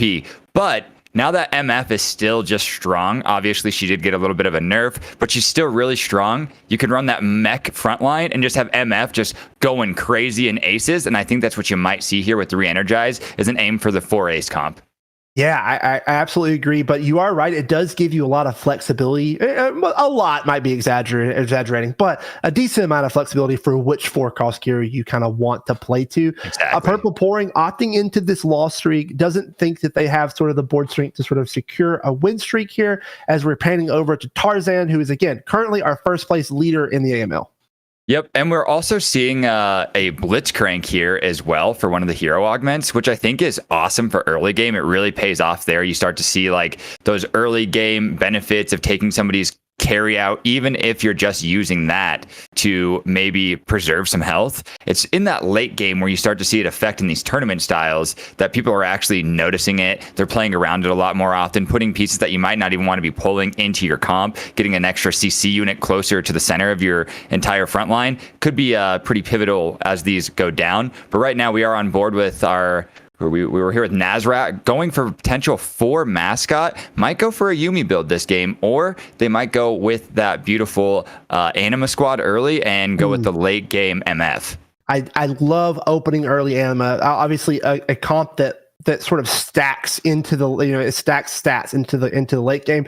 Very good to open with it early. Doesn't quite have the 3 of 3 yet, but is sitting at the 2 of 3. The interesting thing that I want to point out here on Narzat's board is the Galio carry augment. This is going to allow Galio. It makes his ult cost 70 less mana and deal 75% more damage, and it knocks up his target for 2 seconds. Galio, in the past has been a premier 1-cost unit, right? One that sort of you hit a 2-star and you're able to sort of take over the game. How do you feel this Galio carry is going to kind of work? Is it just a transition thing, or could you make something happen into the late game? Well, now that we just saw that 4 mascot spike, I do believe that we might see them play around the supers here if they're able to hit it here within the next couple of rounds. They're hoping to definitely find supers by like 3-2, the latest probably, if they're going to full commit to this transitional board that we are seeing them go into. Oh, might have almost sold the Yuumi there. Yeah, that would have been wild. That would have been wild. But the crazy thing about the augment here is it was really good before the nerfs to Galio happened. I believe it was closer to like a 52-ish% for guaranteed almost top 4. And now it's actually down to a 45.5 as of right now for Diamond Plus lobbies. So I want to see if this pays off, because it's not the carry augment you want with Galio. It's the safety first, which is his support augment, which really actually does put him over the top as a really solid unit. So I don't know. I don't know what's going to happen here, but I do believe that it could be actually huge for an early game win streak. You're getting a lot of damage out of that carry augment, honestly. Like Galio is a damage unit right now instead of just a tank. Absolutely. So Tarzan definitely set up to win streak through this stage 2 and look to, potentially pivot into stage 3. I always love it when players are listening in and type to us a little bit. So it does ensure us that they're not going to run the Yuumi, which, we were kind of sure about, but still, we do love to see the little bit of interaction there. But a good 100 HP win streak here for Tarzan. We'll see what they want to get off of this carousel. We're seeing a little bit of damage. I mean, TA Soak down there at 78 HP on 2-4. I mean, you're taking a lot of hits. Let's check out what they got going on. Does have the Ash 2, potentially a Runan Slam, a very good item to just go ahead and commit. You definitely you want to kind of toe the line here because you don't want to over spike, because you want to make sure that you're going to lose these next couple rounds. You see that you're going to be playing against 2 other guys potentially on the lower end of the health pool. So you really want to make sure you're not slamming enough to sort of send you over the top and get a win here. Absolutely. They want to continue to manipulate their board and find a way to get this loss streak at least to the end of Krugs, potentially even longer if they don't find that early Senna to be able to manipulate their board to find the sure shot route that they're on right now, because that's where this Sivir actually really gets to shine. Or she's not so bad when you're starting to like kind of throw her in with the threats board as well, because Rammus with the Sunfire with Endless Pizza is absolutely absurd. It is absolutely. That champion just does not go down in that situation. No. But you're seeing the other end of the spectrum for this. We talked about in block 1 where players, it feels like even more in this set than ever before, are really prioritizing stage 2 economy. It's become extremely, extremely important to players for a good reason. It sets you up for your mid-game transition, what sets you up for your late-game transition, right? It's very important. But we're seeing the sort of other side where you're down 30 HP with still 1 round to lose. So you're going to be going into stage 3 with 60s of HP, and you have to make sure you're hitting these units, or you're going to bleed out really, really fast. Yeah, you're going to be seeing yourself coming into woofs at that point with maybe 40, 50 HP. And that's a very big panic mode that you're in. And you're rolling gold constantly at that point. And as we like to call it here in TFT, you're basically just donkey rolling until you find hopefully some sort of stabilization. But that is not where you want to be going into woofs. And as we see here, I definitely think that they're going to try to find their way to that either sure shot board or maybe a laser court board here.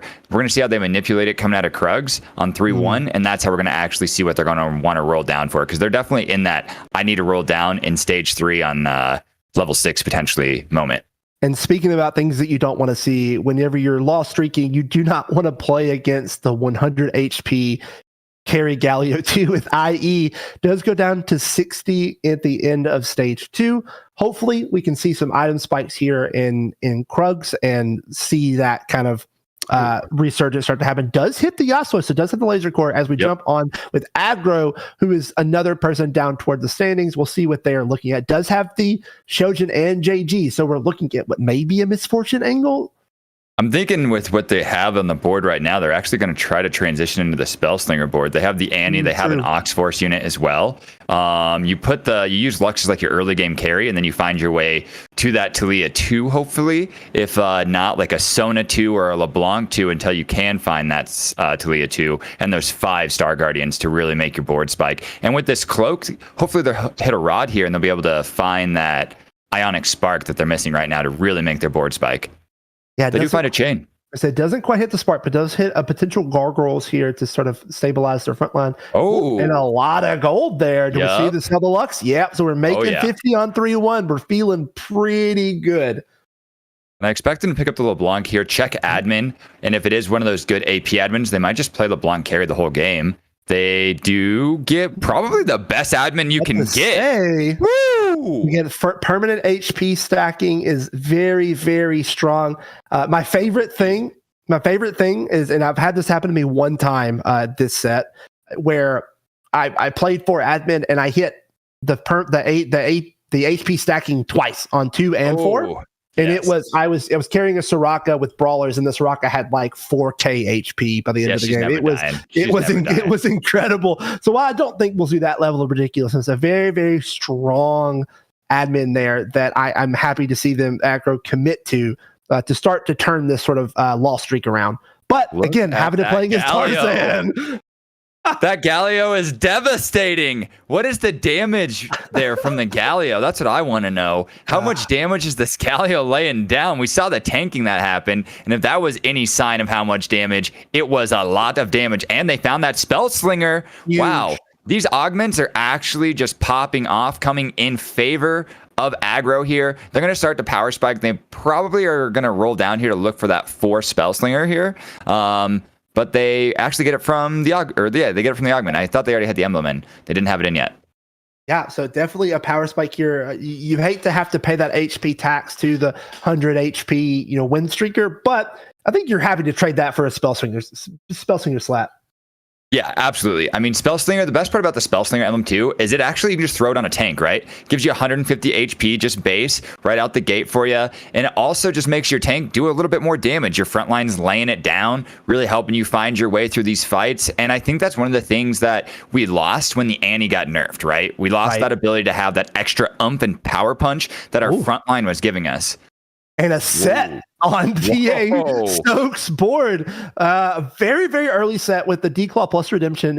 Very good items for it. I don't know. There's a fine line to where, he did activate the mech emblem to where just having the extra units in the early game is sometimes more impactful than using the mech emblem for the bonus. But when it's a set, I think all that goes out the window, and you just offer to the god of set and just let him carry the game. Literally, my brain was ticking, waiting for, I was like, if he doesn't say it, I gotta say it. Because Set is just broken as a mech. Just broken. He's he's basically like every Gundam, just like as they get more progressed in the story, he has story plot armor, right? That is mecha Set right now in the meta. So, so even though it makes me so sad for Aggro, because we saw such a power spike from his board or from their board, then they just take 2 losses back to back. So sitting at 48 HP, and if objectively, I think looking at their board, they're one of the stronger looking boards, but they're just taking L after L as Cancel My Funeral does hit the Wukong 3. Whoa, was that the re-energized board, or is that the? I think that's the Guardian board. Is what the board that yeah, was. I think so. We'll catch up with them in just a second here, but let's see how Soak continues on this win streak potentially. Oh, nice. We get the battle. Oh, that's a Giga Chat. Oh my Lanta, look at that Rel. She's holding the line down. Absolutely. This is a big old mech rail. I can say this pretty confidently, Z-Boy. I have never seen a 3-star Wukong be offered to a rel. This is the first for me. I don't know if you've seen it before. Same. Maybe in a ranked game when like I had my monitor off. So yeah, that would be I didn't see it, right? This feels like just one of those kaiju battles, you know? It really does. It really does. Like it's Godzilla versus Mecha Godzilla or something. Agreed. But man, this set just showing you why he is still, no matter spat or not, still the premier mech frontline. Because even a set 1, just with this Declaw plus Redemption, just able to whittle down. Honestly, that was close. I think that was actually an Endless Pizza diff, to be completely honest. And with the Endless Pizza, we also currently have that extra bit of damage that we're getting out of Electro too, right? So the front line's actually doing more damage and just isn't dying. Like, set right now is actually just unkillable, I think, on the board in this current stage. That was a huge spike that they got early on here. Yeah, great call out there, Z-Boy. Yeah, absolutely. Electro Charge probably doing just as much damage as anything else on the board right now. Mm-hmm.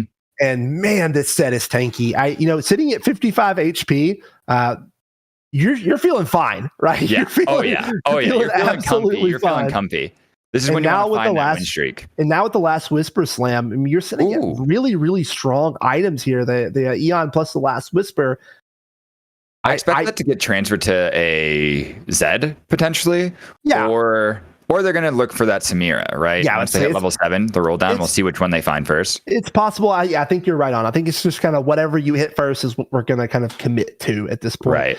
Right. Edge of Night, not the best Samira item, but there's worse, right? So you're not too upset about it if you have. It's basically like giving her a bad Ox Force emblem, right? Exactly. But not as much attack speed. Coming up against ASU Expired, I just think that they're just going to make short work of this board. The Redemption plus Endless Pizza is just way, way too much. The Vayne does have true damage, so is able to bring it down. And you know what? This phony frontline just might be making the difference here, just able to soak up so much extra damage for the backline carries of ASU Expired and able to kind of knock off of Soak, which is essentially just what I've learned from doing this for the very short time that I have is that anything that I say is just going to get immediately contradicted. Right. Caster curse. Yeah. The set is immortal and then it dies. Right. So I think what we saw there realistically was the Deathblade actually did enough damage to where the set right now doesn't have any armor. Right. Mm-hmm. So it got busted from Last Whisper and too many duelists, too much quick damage. Set didn't stand a chance, unfortunately. I love this board. Wow. I love it. This is pretty.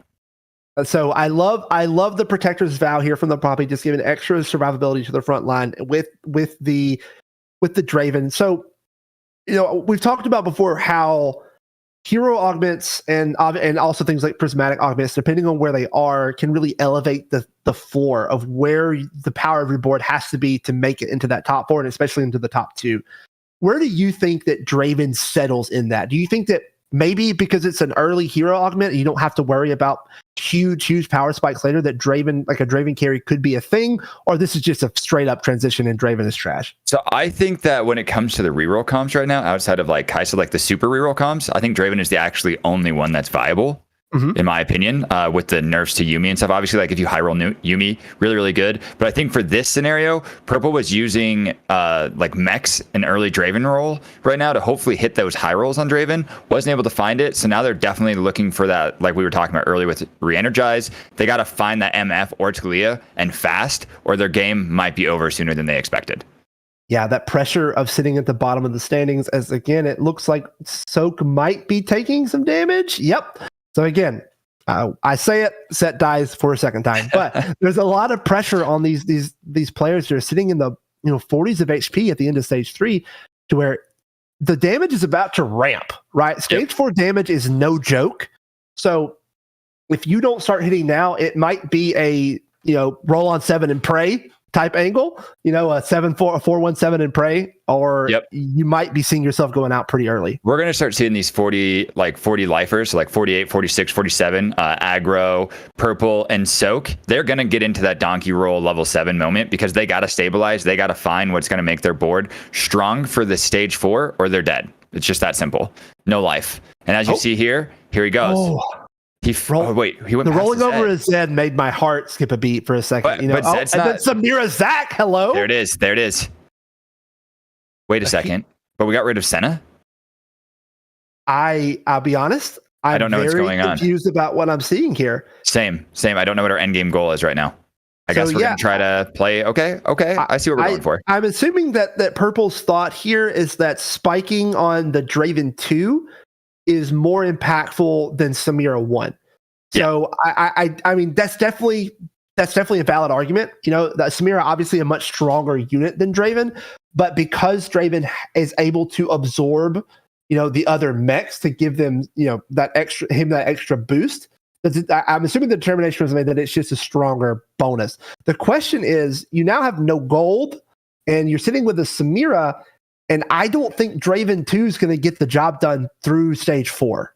No, I completely agree with that right now. I actually think we needed to keep rolling. I saw what our strategy was here. Our idea was we're going to get this Rammus in. Rammus might help us stabilize a little bit, kill a couple units, get some extra CC out just by, getting those extra flips. But we are hurting right now. Defender Crest, TB. It's tough to say. I mean, Defender Crest does give it, and then Samira pair on 7. Yep. I'll be honest at this point, and again, I've said this before. There's a reason that I'm casting and not playing, and there's a difference between me and these players here. I'm just kind of praying that I hit, and I'm looking for that third Samira on level 7 because we got to find set too. I don't really see an out here. I think Sejuani with Defender Spat is probably better than that Rammus, I would think, but either way, we kind of need to high roll here if we want to stabilize our board. So the Rammus gets a lot of damage actually from becoming a defender. That's true. And I don't know if we commit here to like we need to either roll for set right now or we're just in a really weird spot, right? Like we need to get Samira in probably, and we need to find set to stabilize our board right now. I think we can take a couple more sacks until carousel, but we're going to be very desperate for what we need to do here with purple. And their current board state. Maddie on the back line with that Aurelion Soul with the Spear Shojin, a very, very good early hit for that. Lots of spread damage. The Rage Blade on the Belveth, able to do so much damage in case so healthy. This is going to be a lot of damage that Purple's about to take. Yeah, it is. They weren't able to kill enough units like they were really hoping to with that Rammus becoming a defender. Actually, no, wait. They did get some ace there at the end. That panned out. 3 loss isn't too bad. Like I said, I think their goal is to sack till carousel here. Try to find... the Rammus 2 is nice. There it is. That's big. That's a big hit. All right. And Samira 2. Okay. Let's go. We're salvaging it. Now we're just looking for set.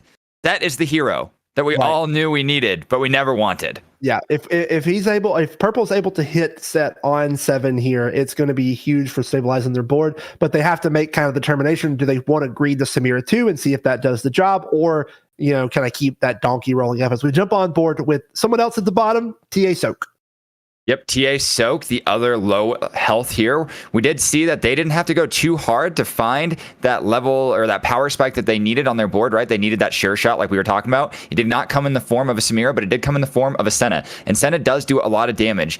And I think one of the big things that we missed early on was that Draven 3 did go over to cancel. And that was probably the issue that Perp was having with not finding any of the Dravens that they needed. Yeah, absolutely. And look at this rel. This mech rel is just not dying. I love that we got the Kaiju battle round too, but it's still just not quite enough. The rel is just not able to survive. So when we get a mech emblem is a very explosive item, right? It can do a lot of interesting things. That's an Urgot. Purple picks up an Urgot with a spat here. Oh my gosh. Okay. I know in the past we've seen like these Riven 3 mech carry comps. Right now, do you see a better holder that they might be looking for other than the rel, or do you think that that's going to we're going to see that rel just into the game? Yeah, I think we're just the rel into the game. They're looking for rel 3. They're still on level 5 compared to everybody else being on, level 7, level 8 even going into this point of the game. We're going to start to see some people spike to level 8 here, start actually rolling. And Cancel did just go up to level 6. But I do believe the rel is here to stay. They're looking for 3-star units. They're playing like almost like a Supers board, Supers mech board. Oh, Viego 2 from Gagamo. Gagamo's board is looking stacked now. They just found that power spike. They're missing a rod here, and it doesn't look like they have had. I don't believe they had any natural rods, if I'm not mistaken, because I do believe we did see Gaga pick up a rod on the carousel earlier on to make that gunblade, if I'm not mistaken. Yeah, and with the Jewel Gauntlet, this Viego 2 is about to have a field day with some of these boards. Now, a board that could handle it is this one. It's really tough to execute a set, especially with so much resistance, but I have a feeling that most of the other units are going to go away pretty fast. Yeah, we have the 3-item Nunu as well, and Nunu with 3 items is a Giga Chat. If they find a way to hit Nunu too, I don't know. I think Gagamo's looking really good to bring home the W in this lobby. But that set will not die. The Guardian the Stone Gargoyle looking so nice right there. The Stone Plate, beautiful. That was a nice pickup for Soak. Absolutely. But what we do want to point out is that Gagamo has paid for that win, right? Sitting at 20 interest on level 7, isn't able to sort of, isn't positioned to make that level 8 move that, they would like to on the 5-1, 5-3-ish angle. But hey, when you just hit on 7, why go 8, right? No point. Yeah. I mean, look at all the 2-stars they have on their board. Exactly. There's a lot of 2-stars over there. They don't have a whole lot to roll for right now, so they can actually econ here. They'll probably be on a winning streak for a little while. Their carry and their best tank are almost 3-itemed. They're missing an Ionic Spark to literally spike the board. But if anyone can beat them, it might be expired here. Look at this huge itemed out Fiddlesticks, absolutely siphoning the life out of the entire board. But 2-star Viego might just be too much. What's some of these 1% 5 costs? Is this just like when you get to high elo, like you just get better odds at stuff? Because I don't see these in my games. And I'm never hitting Fiddlesticks on 7. But anyway, I'll stop complaining. A great win there for Gagamo to push them into the top 4 of health pools currently. Matty TK does take a hit there, so does lose that win streak. We still see aggro sitting on that win streak. If we have their POV, we can switch over and maybe see what they have going on. But Gagamo just really setting up really well as we see aggro's board here with that Spell Slingers like we talked about earlier. And there's the admin. We have it's still admin too, so we're still getting that bonus HP stacking. This board is crazy. Look at all of those traits on the left side of their screen. There is a lot of good things going on over there. They've ditched the Blitzcrank like I was kind of talking about early game. It's really good, right? But then when you're in these kind of tournament lobbies, outside of the ladders, people are scouting hard. They're wanting to win. They're putting you in a bad position sometimes when you're pulling those units that you don't want to pull into your entire team, right? Sometimes you just pull a Sunfire Cape into the middle of all of your units and you were hoping that it was going to get spread a little bit more. But as we continue to see their board to develop, they also have that really strong way to there it is. They found that Soraka too. Yep. Yeah, absolutely huge there. Huge pickup, definitely. So your carry is online, and absolutely I agree. I love this about watching high elo players is that especially with tier 1 hero augments is there's a point when you can just say, look, we don't need this anymore. This is not providing enough value, and a 1-cost unit is not worth this slot, even with this hero augment. I love to see that determination made by these players and when it happens. Correct. And they did end up finding that rod that we were talking about too to find that Ionic Spark. Like they have hit, aggro's just hit everything. But this Viego is huge. Will they die? Viego is huge. Oh my God, that was the best knockup from a Syndra ever. And Soraka's still going crazy. Diego's doing his best, but the AoE damage from Soraka with the healing is just way too much, and aggro is going to continue this win streak, and Gagamo is going to be pushed a little bit down as we see purple pouring at 2 HP. We get cutscene. No. Eyes of cutscene. You hate to see it for purple. If you're out there, you're rooting for purple, you hate to see it as well. They did have a really tough game. They were in a rough position early on in that game, and they just weren't able to navigate their way through those low rolls to find their way to a better placement, unfortunately. GG's to purple. GG's to purple. 1 game left as we see ASU expired hitting that Samira 2 So that's the second Samira 2 that we will have seen yet. We'll see what that board's going to look like. We're seeing a few upgrades here, but still no set 2 for Soak. That is definitely something they're going to be looking for. The set 1 has been doing the Lord's work and doing as good as they can. Belveth 2 is going to help, though. Those are great items for Belveth. A unit that's kind of has gotten slept on, been kind of slowly working its way into the meta, is going to be doing a lot of damage in these fights. Oh yeah, and it's got like almost perfect items, right? The only thing that you might want differently is a Giant Slayer there to help with some of these other boards that have mechs or something like that. But ultimately, this Belveth is just going ham.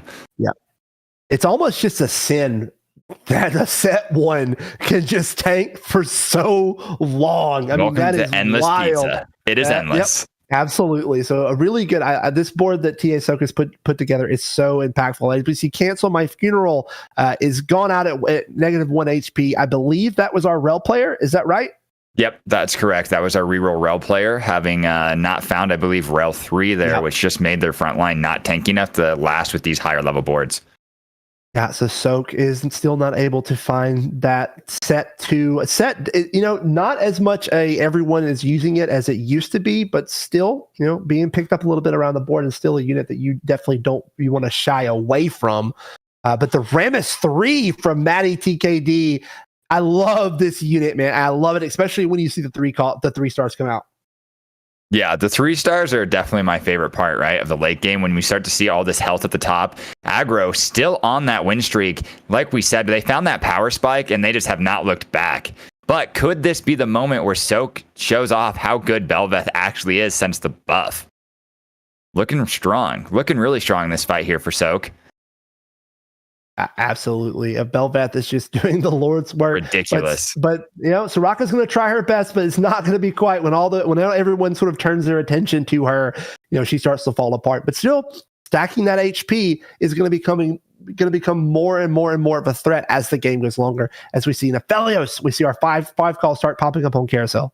Yes, and this is where we start to actually see if it's going to be an item or a unit-dependent pickup, right? Get you that last spike that you need to make your board over the top. And we are seeing Soak elect the Aphelios here. I believe that they're just going to play Aphelios and maybe even potentially try to move into a for sure shot build. Oh, there's the set 2.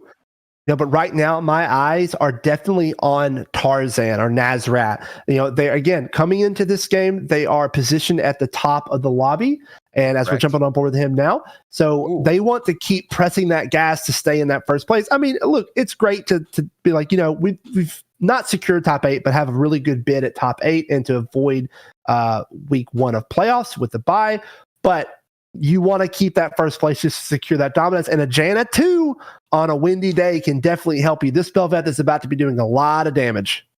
This is a very, very interesting situation. I actually haven't seen the Belveth with the Renegade but it's got to be crazy, especially with the IE and the Bloodthirster to add that extra bit of sustain. That Janna too, though, with the giant tornado knocking up the entire team. We're seeing that Giga Chad of a Fiddlesticks come through and destroy that backline. And Belveth is maybe the new secret tech. Did 13C bring just the greatest Belveth patch of all time? I think so. I think Belveth has been just slowly getting better and better and better. And all we needed to really see Belveth shine is see like units like Set become a little less relevant, right? She's been getting a little stronger with buffs here and there, but yeah, I really do. I think that Belveth is one of the most slept on carries right now in this current pack, and Tarzan is really showing off why she can just pump out so much damage.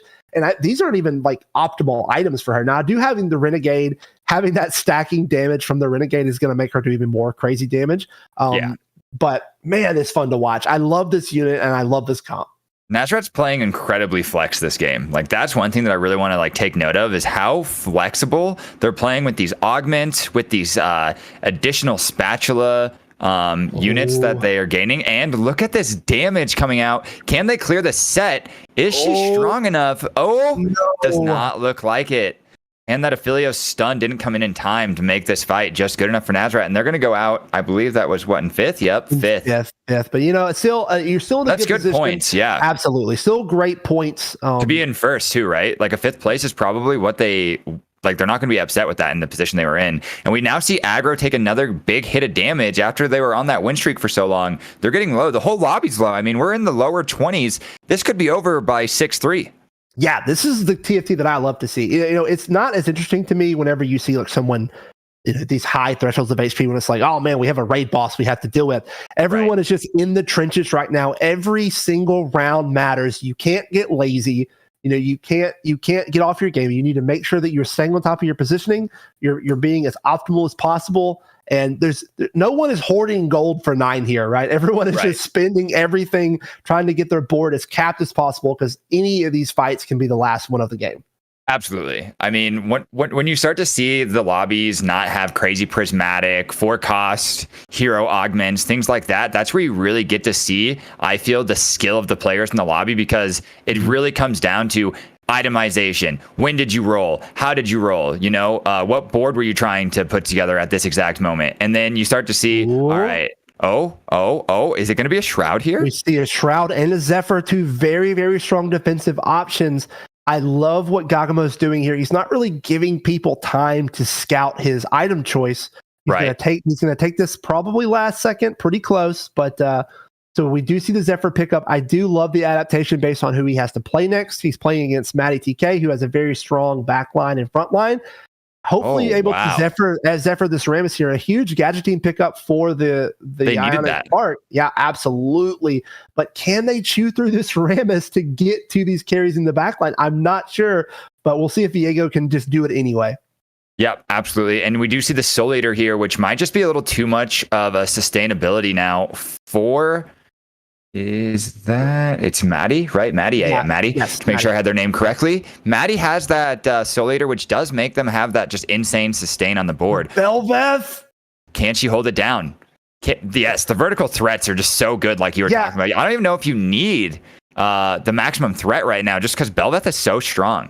And I want to point out too that Rammus did not take damage that entire fight. Like, I don't think that Rammus's HP dropped at all. So Maddie feeling very, very good about their position to sort of take this game away. I love the Aurelian Soul addition there, just to give additional utility to the team of reducing the heal cut plus adding some spread damage to let Belveth sort of do her thing. And let me point out my most hated unit in this game, which is Vel'Koz, who is an absolute monster when it comes to dealing with these like one solo carry type units. Right, like this Soraka here, actually, we might see aggro have a hard time beating this comp because of the combination between the burns, right? You get the burn from the Vel'Koz and the Aurelian Soul, and it's just so much damage. Oh my, look how low the Rammus is going, but he's coming back. He's just Rammus slamming. By. That's incredible. Rammus he's basically an Oxforce unit at this point, right? Like, he's getting to 2 HP and then slamming his body into the ground and somehow healing the full. But man, this unit is on fire. We're seeing that Soul Eater and that CB stack really start to pay off there with the extra life gain. And so Maddie does pick up that win. Aggro does pick up a loss. So we're starting to see the gap start to form between Soak, Aggro, and Maddie as we come into what is the last round, potentially the last round of the game, definitely the last round for someone. Did we call it? Was 6-3 gonna be the last round? Will someone die to a ghost here? I would say, did you know Stradamus? I'll be very. Hey, if it's a ghost Rammus, you might do it, right? That's the problem. That's where I'm at. Maddie's board is just so powerful right now. 3-star Rammus being the strongest unit, most health unit in the game. I just don't know how they deal with that. And if Maddie's able to line up this Leona on set here, this could be the round for Soak. That was beautiful. Great board placement. A very good positioning by Maddie there to make sure that constant damage from the Leona drops onto the set to help deal with this problem. If Maddie can find a way to get rid of this set here, the game is all but over. As it does, the damage is coming through, but it's not quite set. It's about to pop. He does go down, but the front line, the front line from Maddie is down also. So it's a battle of the backlines right now, but Maddie just has slightly more units alive. But Belveth is gone. Can Aurelian Soul clutch this? I'm not sure that they can. They are. They're able to snipe the back line and snipe the Urgot. That will take out. It is a 6-3. That's it. 6-3. D-Boy, the Nostradamus calls it. That's the game. That beautiful threats board. I think you're onto something there, Decker. I think you're onto something. You know, Threats. through my very, very many games of bot foring with threats, I feel like I have enough street cred with them to say that they are a very, very strong comp right now. How do you feel though after that game?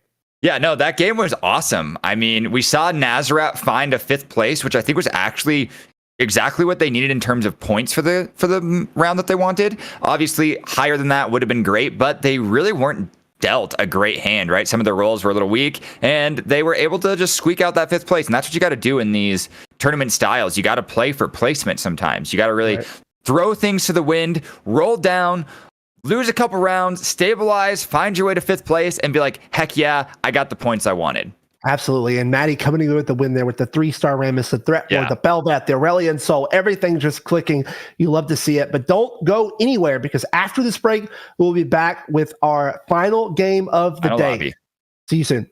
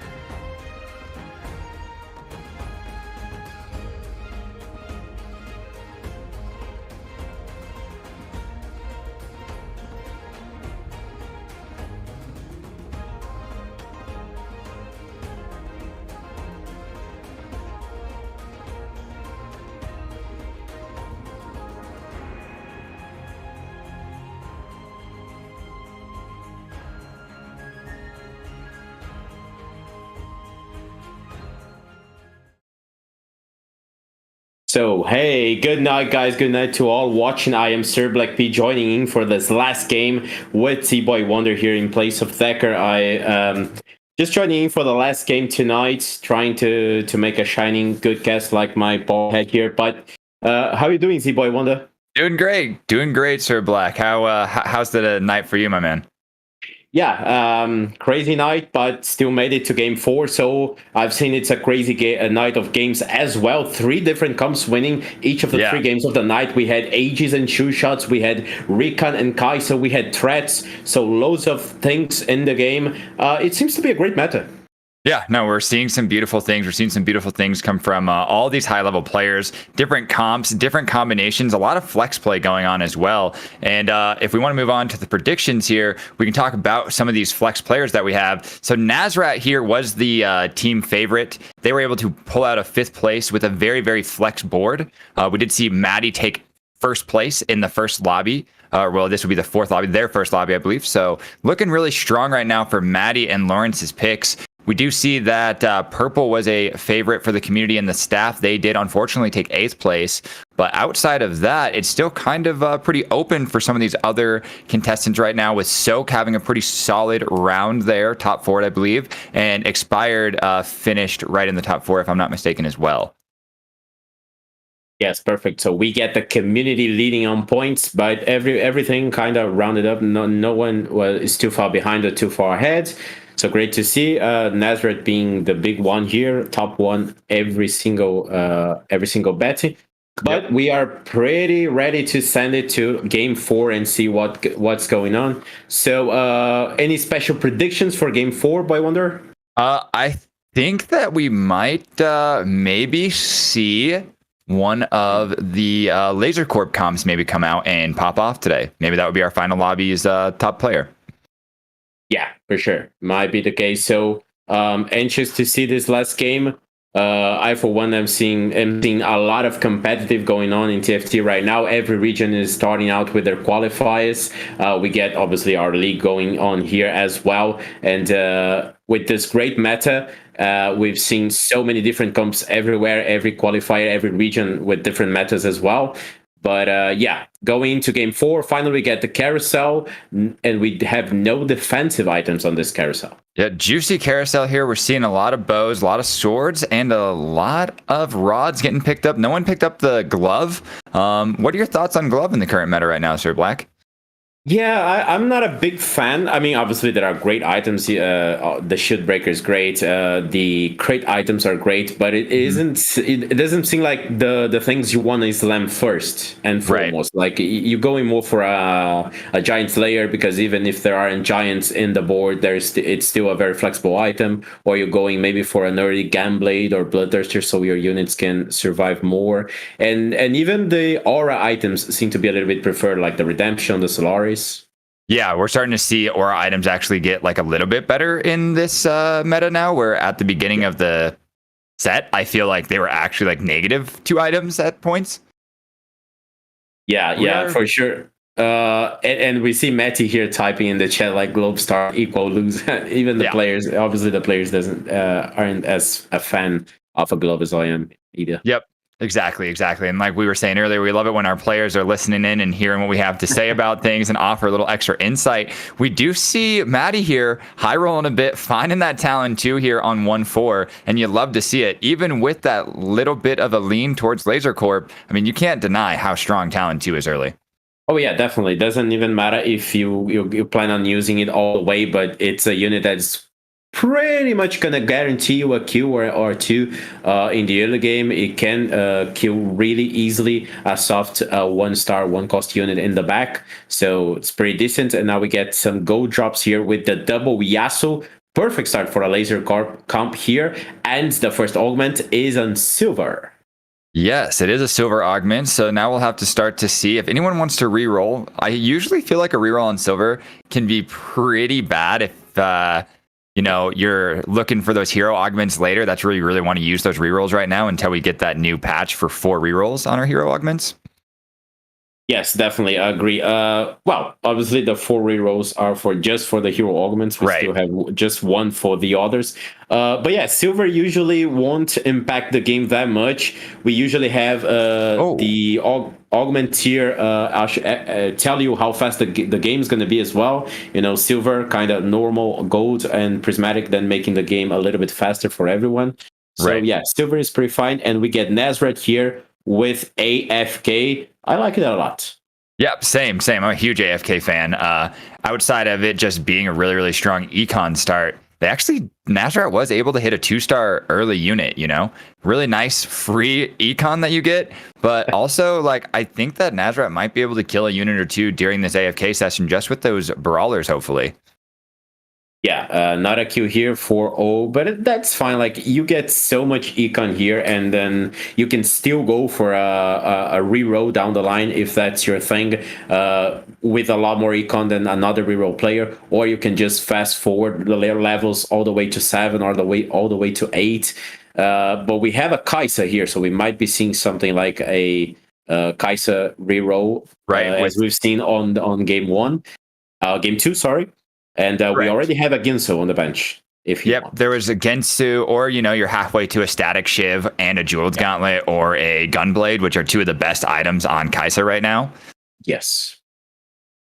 I would say Static Shiv and Gunblade would be my favorite combo of 2 items. Yeah, I think that now that you start to see more of the 4 recon builds, you don't really need to lean into that Jeweled Gauntlet as much anymore, because you just get that extra stat through your recons. Yes.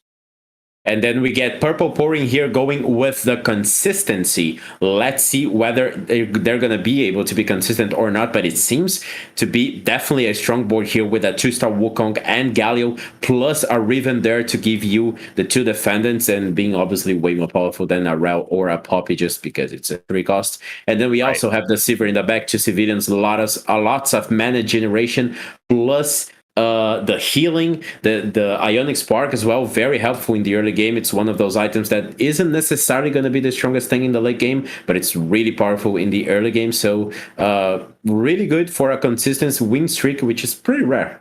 Yeah, you rarely see consistency aim for that win streak, right? And I thought it was strange when I first saw Purple level to 4 with consistency, but then we hopped on their board and I saw, wow, they're really strong, and he's going to continue. They're going to continue to make their board stronger and keep this win streak alive.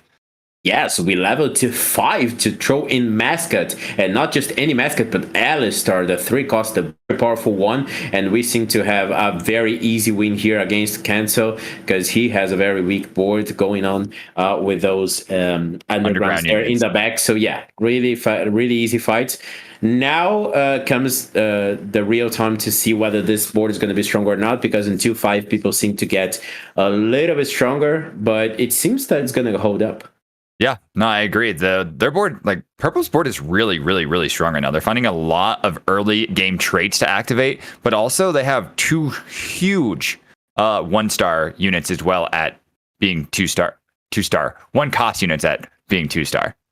Yes, definitely. And we don't have that much priority, but he seems to have lucked into being 3rd pick instead of 4th pick. So maybe he can get 1 more good slam on the board, because that would be really helpful. And not only the units that he has, but also 2 full item slams would be really helpful into getting the 5-win streak. And we could be seeing a Ginsos here on the silver, just because it's a very good item on that unit, specifically giving more casts and therefore more healing to the entire front line. Right, and just more damage, right? More damage output. Yeah, we have a front line. We need damage now, and that's going to give us tempo with our damage unit as well. And we just want to see that tempo and continue to play that tempo as this consistency continues to build. Yes, definitely. But so far, no slam, and we are seeing a pretty powerful boards on the other side there. We have the featherweights here, which are kind of hard to deal with. But now we transition into aggro D8 board. Not as powerful as the one we were seeing before, but still pretty good. That Galio will be regaining a lot of health. There's a TG on the Poppy there as well. And we get Cancel again with the Undergrounds. An obvious win here for aggro, because Undergrounds going all the way into the lose streak there and trying to cash out. Just gotta see gotta see whether Cancel is gonna go for the first payout or try to go down to a bigger one. Yeah, I wonder how low Cancel's going to be going out of Krugs here. They're down to, 70 HP? They're not in too bad of a panic mode yet, but they're definitely starting to see that life dwindle. Look at Nazrat playing this loss streak as well, down to 68. So they're managing it, honestly, not too poorly, but as we hop on with Nazrat here, that AFK did bring a lot of gold. They're at full econ already, I believe, going into stage 3 here soon. And you really love to see that if you're in Nazrat's position. Now they just need to figure out exactly what they're going to do with these items. We do see a possibility for a Last Whisper and a Morello's currently. Yes, definitely. And interesting choice here. We are not going for the slow roll of low cost units. We're going for Kai'Sa. So we are going to just level to 6, maybe even 7 to go for the Kai'Sa. But a question that I always like to ask my partners in the casting desk is, when you play Underground, which one do you prefer nowadays? To go for the first cash out all the time, getting some gold, or maybe be greedy, go for a second, third, even fourth cash out? So for me, I typically take first cash outs in situations for the gold if it's going to put me on the econ for that round, because I don't like to give up too much health in the early games right now, personally, especially in these tournament lobbies too. I think that players are going to penalize you for those mistakes, right? Really capitalize on it. So I do believe that in tournament play, it's probably right to take one of those first 2 cash outs if they're good enough. But sometimes you do low roll, right? Get like a 4 gold item that you don't need at all. It's not good for your comp, and you just got to risk it for the biscuit and go one more round. Perfect. And great info here for our viewers as well, that will definitely be playing some Underground games down the line in their own TFT. But here we see a very early Zed for Nazrat that he doesn't really want. It's definitely a Kai'Sa comp. The items aren't as great as they could be, but at least we have some frontline items. Can get a very decently tanky Ramus or Shoga very soon. But definitely wants to try and come back now. Maybe can sack just one more round, but definitely wants to find those 3 costs and upgrade the board. Stop using health. Absolutely. And they did find, though, that third recon in Krugs with that Vayne being picked up. And you actually really love to see that when you are a recon player, because the faster you can get to that 4 recon board and start shoving in threats, the easier manipulation you have. And as you're starting to see the board get manipulated here, they did ditch the Wukong because they do not want at all to have a defender emblem come their way, or even get one of the defender hero augments. We're really looking for that recon. We want to see maybe a Vayne or a Kai'Sa augment come up here. Yes, for sure. Always important to have that in your mind, the board manipulation before an augment round. Here we see a very powerful talent that might end up being a Viego down the line, although we do have 6 talents there.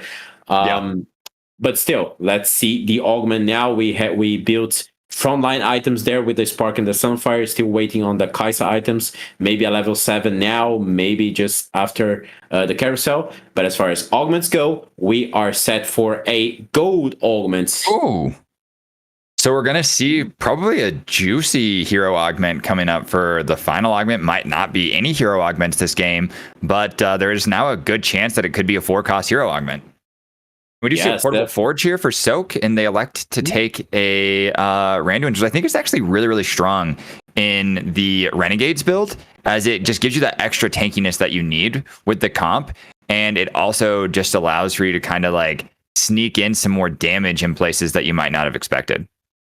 Yes, for sure. We had something like the Triforce there as well, but I think Randoms is definitely the best option here. Most comps nowadays won't benefit that much from the positioning that Randoms Omens will take you into, like this with everyone around a unit. But for the Renegades specifically, it's pretty easy to do that. Right, and you also want to try to create more clumps so that you're having your Viego hit multiple units instead of just single unit targets. And that's what this Randuin's positioning really does allow you to do too. It allows you to have the front line kind of wrap around your board, right? Yes, definitely. Perfect. And for now, Talon killing some units in the backline. We're still not on the Viego, but still with a pretty decent board. And we see Purple pouring with the consistency. Then picked up a trade sector, still making a really powerful board, leveling to 7 on 3-2 as well, and still keeping that win streak going with the consistency. So that, I gotta say, it's probably one of the most insane consistency games I've ever seen. I agree. I agree. Purple is running away right now with this. They are getting so much gold that they might fast 9. Yes, and obviously if you do fast 9 nowadays, to get top 1, it seems that 2-star legendaries are the key. So he's on a pretty good path there. 100%. Like when you start finding those fiddlesticks, those Urgots, and you 2-star them, they're actually just kind of unkillable and do way too much damage for these lower 4-cost carries, to be completely honest. It's kind of crazy. Yeah, for sure. Kind of crazy there. Aggro DH has a Sejuani already pretty early, but still a 1-star Sejuani and only 1-star units on the board. So it makes pretty easy for this comp of the Renegades to do good work there. And still with the second wind as well, healing them. Talon does a really easy job. Aggro not as strong on level 6, losing to level 5 TA Soak's board. Right. I would love to see where our board is right now if we could hop on with purple. I wonder what they're trying to pick up here. Yeah, it's definitely pretty awesome to accompany purple there. Let's see which item is he going for. So obviously going to be last pick here. Cancel is going to be the first. Cancel on 39 HP already. We are pretty much on the middle of the game. Yep. And maybe even earlier than that, if you consider that we usually go to end stage 5 or 6. So really tough situation there, 39 HP. Yeah, 39 is pretty low. You don't want to see yourself there going into woofs. You'd like to see yourself closer to those 50s right now in the current meta, just with the stage 4 damage as heavy as it is. You're not going to last long if you can't hit, right? Yes, definitely. So purple is going for the sure shots for now. Gets a 2-star Senna. Might just replace the Samira there, or even the Sivir if it's what they prefer. Let's see. But we have a pretty good front line as well. Sejuani and Zac are the great 4-cost tanks there, and also we get the 3 brawlers. Obviously, kind of broken synergy there, but okay, now 2 with the Rammus as well. I think we're going to see the Riven finally come out here. Starts to get us closer to that economy. Yeah, I like that board, and Senna 2 is really powerful, untouched, no nerfs on the last patch. So we got a Zephyr here on the Sejuani. Doesn't really matter that much. The feature side there with the Gagamo picking on the Sejuani, but doesn't really matter. It's so much CC. The Sivir and the Senna have enough time to stack up that sure shot percentage bonus AD, and they just deal insane damage. And this board by Purple Pouring is really, really great. Yeah, they have such a strong front line at stage 3 right now. It's insane. 3-5. They have so many 4-cost units on their board. It's a sight to see. It's special, honestly. Yes, and I gotta say, Zac is probably one of my favorite front lines. If you hit him on stage 3, it's just insane with the 2 extra blobs afterwards. It's so hard to go through. Yeah, he's not only OP in TFT, but he's also OP in actual league. It's crazy, right? Who would have thought?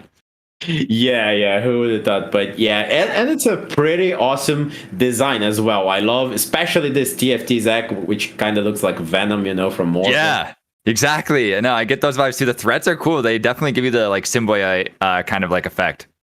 Yeah, definitely really good. And so we get an upgrade for Rammus as well. Purple seems to be, as we would say in TFT, just hitting. Yep. Just snap hitting, easy clap all around for this board right now. That's why this is so consistent. And the rest of the lobby's playing catch up as we see purple here show up to cancel my funeral, and cancel my funeral is stuck on all 1-star units right now. Yes, 1-star units. We get a Soraka with the blue buff. We get decent augments. We get the hearts there, but it doesn't matter. 1-star units will not do the job for you here, especially against purple and this insanely strong board. And here's the thing. This is an insanely strong board with 2 econ augments. So you don't even have board strength from your augments, but doesn't matter. It's still really unkillable. Yeah, no, just like we talked about, just hitting, just ridiculous strength all across the board right now. The thing that is probably the most mind-boggling right now is just how many 2-star units they have that are 3-cost as well. Everything is coming together for this game. And going into stage 4 with this strong of a lobby, look how low the rest of the lobby really is. There's a 30 life change between first and second even.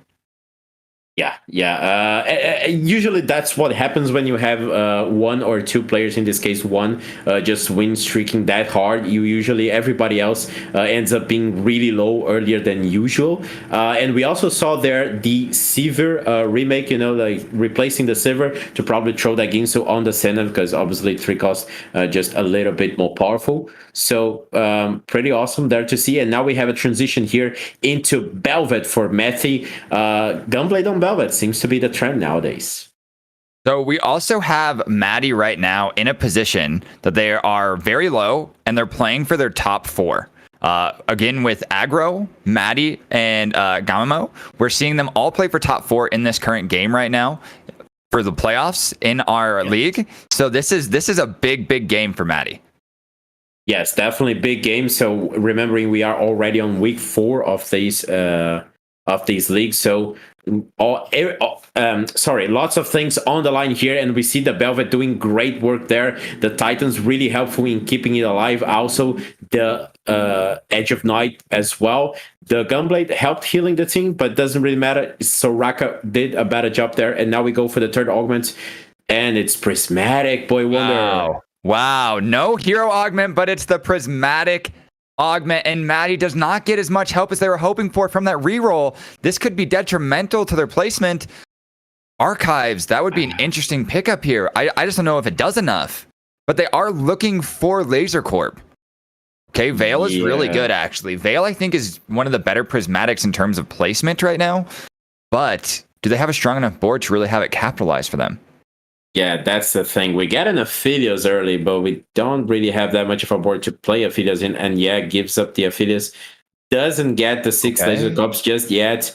Wait, and they found really it with Yasuo. That's 6. Oh, yeah, of course. Yeah, found with the Yasuo. That's great. But still, I hate to be the player at the bottom when it's a Prismatic lobby. Yeah, no, 100%. It starts to really make you feel like you're being suffocated, right? Like you just don't have any chance. But Maddie did find the power spike that Maddie was looking for in terms of the 6 Laser Corp. They don't have that Mordekaiser yet, so they are still stuck on an Ashe. But they are starting to find a lot of damage now here with the Zed. But the Zed does go down to the Giga Thieves gloves here on the Belveth. But the Hover Carrier Ashe might be enough. Nope. Oh. That was so not close. Enough. The Ace was so close. Clutch. Yeah, that was so close. But now it really adds to that feeling of suffocation. It's pretty much the last life. You might be dead in one loss there. Not only Maddie, but also Aggro and Cancel, all on very low health. They might die before even seeing stage 5. Oh, but Aggro does have the hardest scaling comp that you can have in terms of scaling with the Heart Zoe. Yeah. But it's missing that blue buff on the Zoe to really get those extra heart casts happening, right? So maybe we do need to go for the static shift because we don't have an Ionic Spark yet on the board and we're on 1 life, right? So what are we greeting for? But I guess I can see it. I'm just a little scared for our friend Aggro here, not having that extra MR shred that they might need. Yes, for sure. I am a little bit skeptical of not slamming the static shift here. But anyways, let's see whether it does the job or not. The Zoe there, really good with the heart buff. The Soraka on the corner, a little bit tough. The Talons go on to her, but it doesn't matter. She heals back up with her own ability and gets the kill on everyone. That special gadget in Warmog is insane. Blitzcrank is just unkillable, and it's an easy win for Aggro DH. Still not an easy game for him. Suffocating on the last life, but at least it's a win for now. And now we'll see if this that greed pays off. Cancel does unfortunately fall there in the round, is the first player to go out in the lobby. But I do see Aggro trying to greed for the blue buff. Doesn't happen. Maddie steals it. They're going to have to opt out for a spear here. And that's not the worst, but they might just end up slamming a GS. Yes, could be a GS there, which, as said before, very flexible option. But I don't know. I would still love to see the static shiv, but obviously it's not our priority. Whether if it had Bislam before. Do you want to? Sorry. No, I was going to say something else, but we have an Urgot and a Kaiser in the top now. Oh, okay. We ditched the Mordekaiser, but we did take the Urgot for that extra CC for the board, which is not bad. You love to see it. And they, elects to go with the Giant Slayer here instead of going for the extra items on the Zoe. I think that is probably better because Soraka is going to be 3-itemed, right? And hopefully we can maybe find that last item here with our anvil on our first. Is it Aurelion Soul here? Correct. For our first big mob. Yes, think so. And now we have here the Zed and the Laser Corpse of Matty, who might die to this Soraka. Great positioning against the Zed. The Hawker was on the other side of the board. Soraka is really safe here in the corner, just stacking there with the heart buff of the synergy. Zoe killing and Soraka killing everyone, and Matty doesn't have a good fight for him. Matty is down on 7th place. So now we have a fight on Aggro and Gagamo trying to outdo each other. Correct. And Aggro is starting to find a stride here, but we do see a win streak right now happening for Nazrat as we hop on with Soak, who is trying to find the 6th Renegade. Does not find that Leona yet, but does find a beautiful Nunu to add in Mascot. A lot of items on the bench here. Yeah, so we get the Viego, so we make the transition. Very good items on the Viego there. Nunu really powerful, as we have seen on the latest meta trends. And now we are going against AX2 Expired, that Aurelion Sol, who is really good at doing clutches. The Belvet with the Radiant Thieves Gloves, but it's a 1-star Belvet, so maybe not enough. It's a 1-star Viego as well. The Mordekaiser who drops down, Viego is still very much alive. The Titans just stacking 25 stacks now, really powerful kills. The almost kills the Aurelion Sol. Sorry, the Aurelion survives just a little bit more, but Viego is still healing. The Talon really good there with the Radiant Thieves Gloves as well. And there you can see the power of a Nunu this early in the game. It's not that early in the game, but for a legendary, it is. Yep. You're seeing that 4% legendary hit. And just honestly, like we were talking about, the Randuin's paying off dividends there. I'm kind of surprised that they elected to go with a Jeweled Gauntlet over the Ionic Spark on Viego. I'm used to usually seeing that be like an instant slam, but I guess they weren't really hurting for the MR Shred quite yet, and they're hoping to find it here with getting the extra damage they needed on Viego, because it is Viego 1, right? Yes, definitely. And that's actually a pretty interesting debate. There's lots of people who seem to prefer the Spark, and then other people who want a full damage item on him. I would say that, especially if you feel you're going to be stuck on a 1-star Viego, I would much rather have a damage item. Maybe if I already have a 2-star Viego and some other sources of damage, then I'm happy going for the Spark. Yeah, I think that's exactly where I was thinking too, is because they were stuck on the 1-star. You need that extra damage to actually have your carry outputting damage. Yes, exactly. And then we have a Ginso here on the Orgot 4, Nazrat, also the Warmogs on the Fiddlesticks. Really good comp here. Lots of good threats on the board, plus the 2 Aegis there, so really decent. Still a 1-star Zek there, and but other than that, really good board.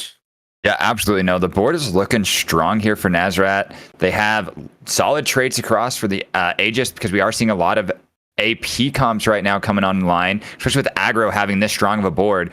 Yes. That Belveth is disgusting this patch. Yes, really disgusting. The Gunblade just healing everybody else, and you can see that a 2-star Belvet seems to be just a 2-item Belvet, sorry, a little bit more powerful. Maybe not, because the Soraka just deleted it instantly with the Star Calling, and Aggro DH survives still. Nazrat takes the loss here, and now we gotta take a look at Gagamo. And it was a loss, I believe, 24 HP. Aggro just catching up to Gagamo. Yep. As we start to see this race for 3rd/4th for the top 4, I really want to see. I wonder if they both could possibly make it with how points break down. Let's take a look at that real quick here. Yeah, we also have the other lobbies going on as well. So right. That's why I was trying to just see exactly where we were at. It's close. Yeah. It's a close race. We're going to have to just wait for the numbers, honestly. It's really close. Yeah, definitely really close. We have a big league here, lots of players, and now we have that Ace Urgot going for Purple Pouring with the affiliates there in the back. So I believe it's a 1 Ace comp with just the Urgot there with the frontline Sejuani really strong, but Sejuani might OT on the backline. No, not it. Even gonna die before it can cast. So we have Zoe here trying to survive that. Zed really doing a good job there with the Hawker healing and the double knife's edge. So yeah, so much AD. Yeah, I was about to say that Zed's hitting so hard with double Knife's Edge, right? Just getting put into the back line, finding his way through the fight, and just destroying units with one shot at a time. Yeah, so now we get Soak going down in 6th place, and now Aggro and Gagamo not only wants the top 4, but will be directly fighting each other for the position. But with the future side here, Aggro knows it's Nazareth next. Yep. And Nazareth's board was pretty scary with all of those threats. They might have a hard time taking them down. They're trying to position just right here. Let's see if they do hit what they were looking for. I don't believe they were. I think they were trying to hit that Fiddlesticks with their Zephyr.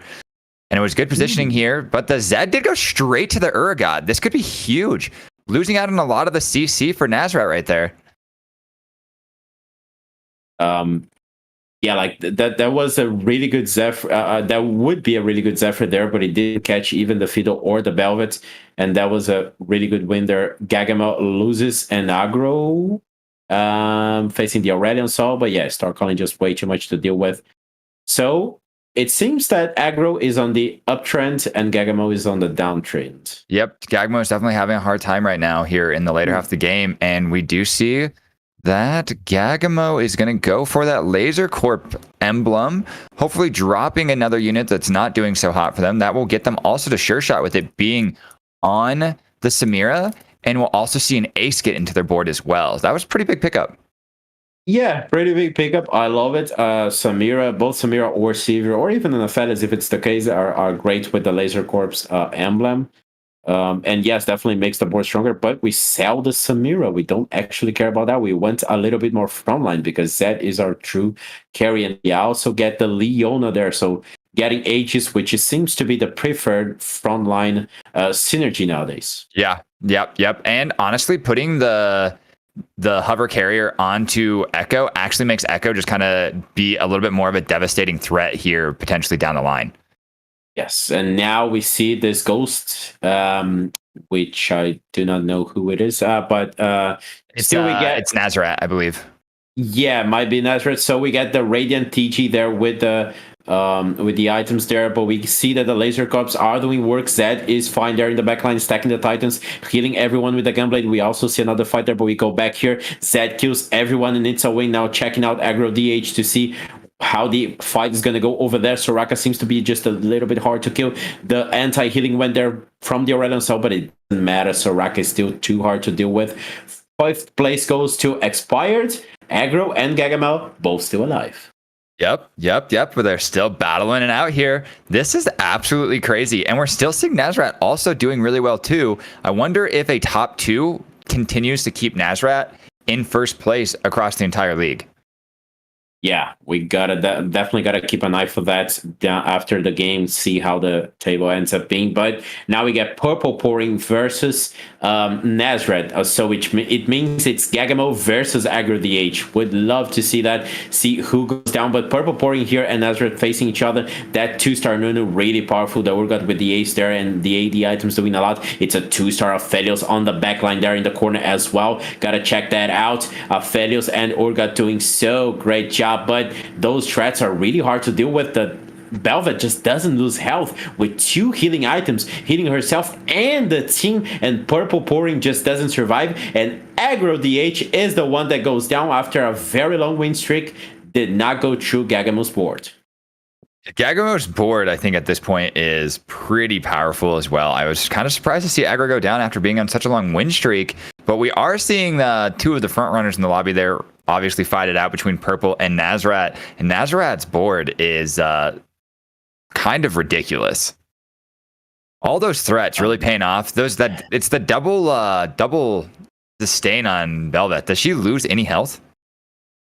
Yeah, that's the thing. Velvet seems to be really powerful after the recent buffs, and then with those 2 healing items, you can just understand how powerful she is. Doesn't even need 2 damage items to be good. With 2, obviously the Gunblade and the Bloodthirster will give you AD, but it's not that much. It's right. A lot of healing, and it's for herself with the shield of the Bloodthirster, the survivability there, also healing your the entirety of your team. And also it's a lot of damage sources for you, because Urgot is really good, really powerful. Fiddlesticks as well. Then Aurelion saw really good as well, and the Zac with the Sunfire. He survives so much time, so he can apply that Sunfire debuff to so many units. So yeah, just so many damage sources there. Yeah, no, it's just it's so hard to actually deal any damage to the board without the damage just being overly dealt to you. 100%. That's what makes threats vertical so viable right now. We are jumping in here with Purple and Gaminmo, and we are seeing just Purple's board has kind of been dwindling since they went to Fast 9. Yes, and the Zed went straight for the Aphelios, killed it, but it doesn't even matter that much because it seems that at least this fight is going in Purple's favor. Urgot did a good job there, and the Zed killing the Aphelios didn't really matter that much because there was still so many powerful units still alive, and Gagamil goes down. Oh. So this 1v1 of Purple and Nazareth is going to be the final 1v1. I think that one of the things that we were seeing for Purple when they were on that loss streak there for a little while is that their units weren't tier 2 yet. They were missing some of the units for like their carry on Aphelios. And now that they have found multiple 2-star units in the realm of 5 cost, I don't know if Nazareth actually has enough firepower to stay alive here. We're going to have to find out, though. It's kind of crazy what these two boards can do. Yeah, definitely. And you talked about it before, like the 2-star Fiddlesticks and Urgot especially, and we do get the 2-star Fiddlesticks here. So Nazareth with the threats there, but let's see whether it's capable or not of taking down this other threat comp here with the massive Ace Urgot and the 2-star Fiddlesticks. Aphelios is really safe here in the corner with the Ginsos just stacking so much attack speed, definitely critting on everybody as well. The Giant Slayer damage also really helpful, but yes, Velvet and that healing really hard to deal with. Maybe Nazareth will be going for the top one here with that Verdant Veil. We do get 2-star Urgot here, though. The Verdant Veil, I think, is actually doing the biggest amount of work here. None of the CC is relevant for Purple's board, and you're really seeing that cause a lot of ruckus, right? Yeah, definitely. Relying so much on a Sejuani as your primary tank, but having its ability pretty much wasted because obviously this doesn't deal relevant damage. It's just a CC thing, and then it doesn't really help because of the Verdant Veil. So yeah, we go for just one more 1v1 here. Let's see whether this 2-star Urgot is going to be enough of an upgrade or not, whether the damage from the Aphelios will be good as well. The Syndra on the board there, but not so many units on the bench to be pulled. Maybe with the gold here we can buy something more like the Zac there. The Syndra dies just before she could pull that bot Zac. Yep. Still trying there the Aphelios, but unfortunately the Velvet just too much to deal with again. Still one more life for Purple here. Yep, Purple down to 1 life now. Nazareth on a 4-round win streak. Obviously, streak's not as important at this point in the game. Now that we're down to just rolling for your best unit, continuing to play best board, Nazareth's able to get that Shroud. And it looks like no Zephyr picked up here by Purple. Decides to go with another... Yeah. Oh, okay, they're looking for another 2-star 5 cost possibly to throw in maybe, or just to have that extra mana coming in for more Syndra ults. Yeah, that's the thing. Okay, Alistar is the one we give up on, but we also lose the Oxforce. We lose Oxforce and Mascot there. Yeah. Interesting. Well, we gotta see whether that works. Yeah. We did lose Ace here as well. Yeah, and like the thing is, we needed to do something. Let's see whether it's going to be enough or not. So Nazareth goes again here with a very good Shroud there, picking up on the Mordekaiser and the Urgot as well. The Aurelion Sol ulti comes down from both sides there. Wow. The Aphelios still trying, and now it seems that the Velvet might die. Yes, it is the case. Silver and Aphelios still stacking, but there is a Ginso on the Urgot as well. Aphelios seems to be the one doing the really good job here. It's going to be a win for Aphelios here. And it's not no way. It's just a 1. Oh my god. 4 HP. God. Holy. That was crazy. Yeah.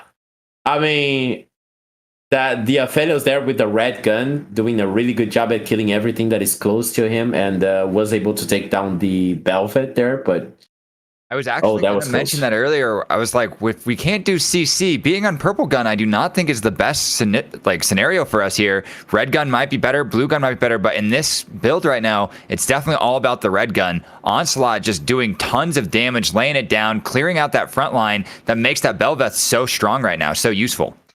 Yeah, and definitely a good shroud by Nazareth. Again, this time the Bel'Veth is on the other side, far away from the Aphelios, so it might not kill the Bel'Veth really fast. Let's see whether it's going to be enough this time or not. The Fiddle CC took down the Aphelios. Pretty much the Aphelios is very low. If the Bel'Veth can get there, it is powerful, but the Aphelios just kills the Bel'Veth before it can do anything.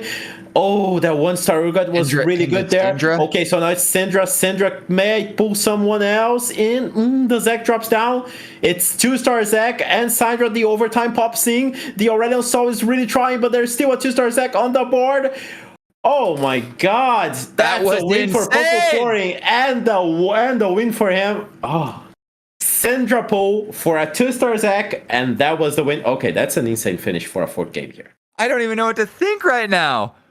I was like, no shot. No shot. Holy cow! That like that. I'm speechless. I'm just speechless. Same. Jaw on the floor right now. That was back and forth. That is truly what you get at a tournament play TFT, and especially right here with the Aegis leagues. You guys, you don't want to miss out on any of the action that we have. Trust me. Yes, Wow. definitely, and we are gonna get the playoffs coming up as well with all the best guys from the. And if you're seeing these games on regular season, imagine the playoffs how it's gonna be. Yeah, no, the playoffs have to be absolutely crazy. And let's jump in with the predictions, see how they did.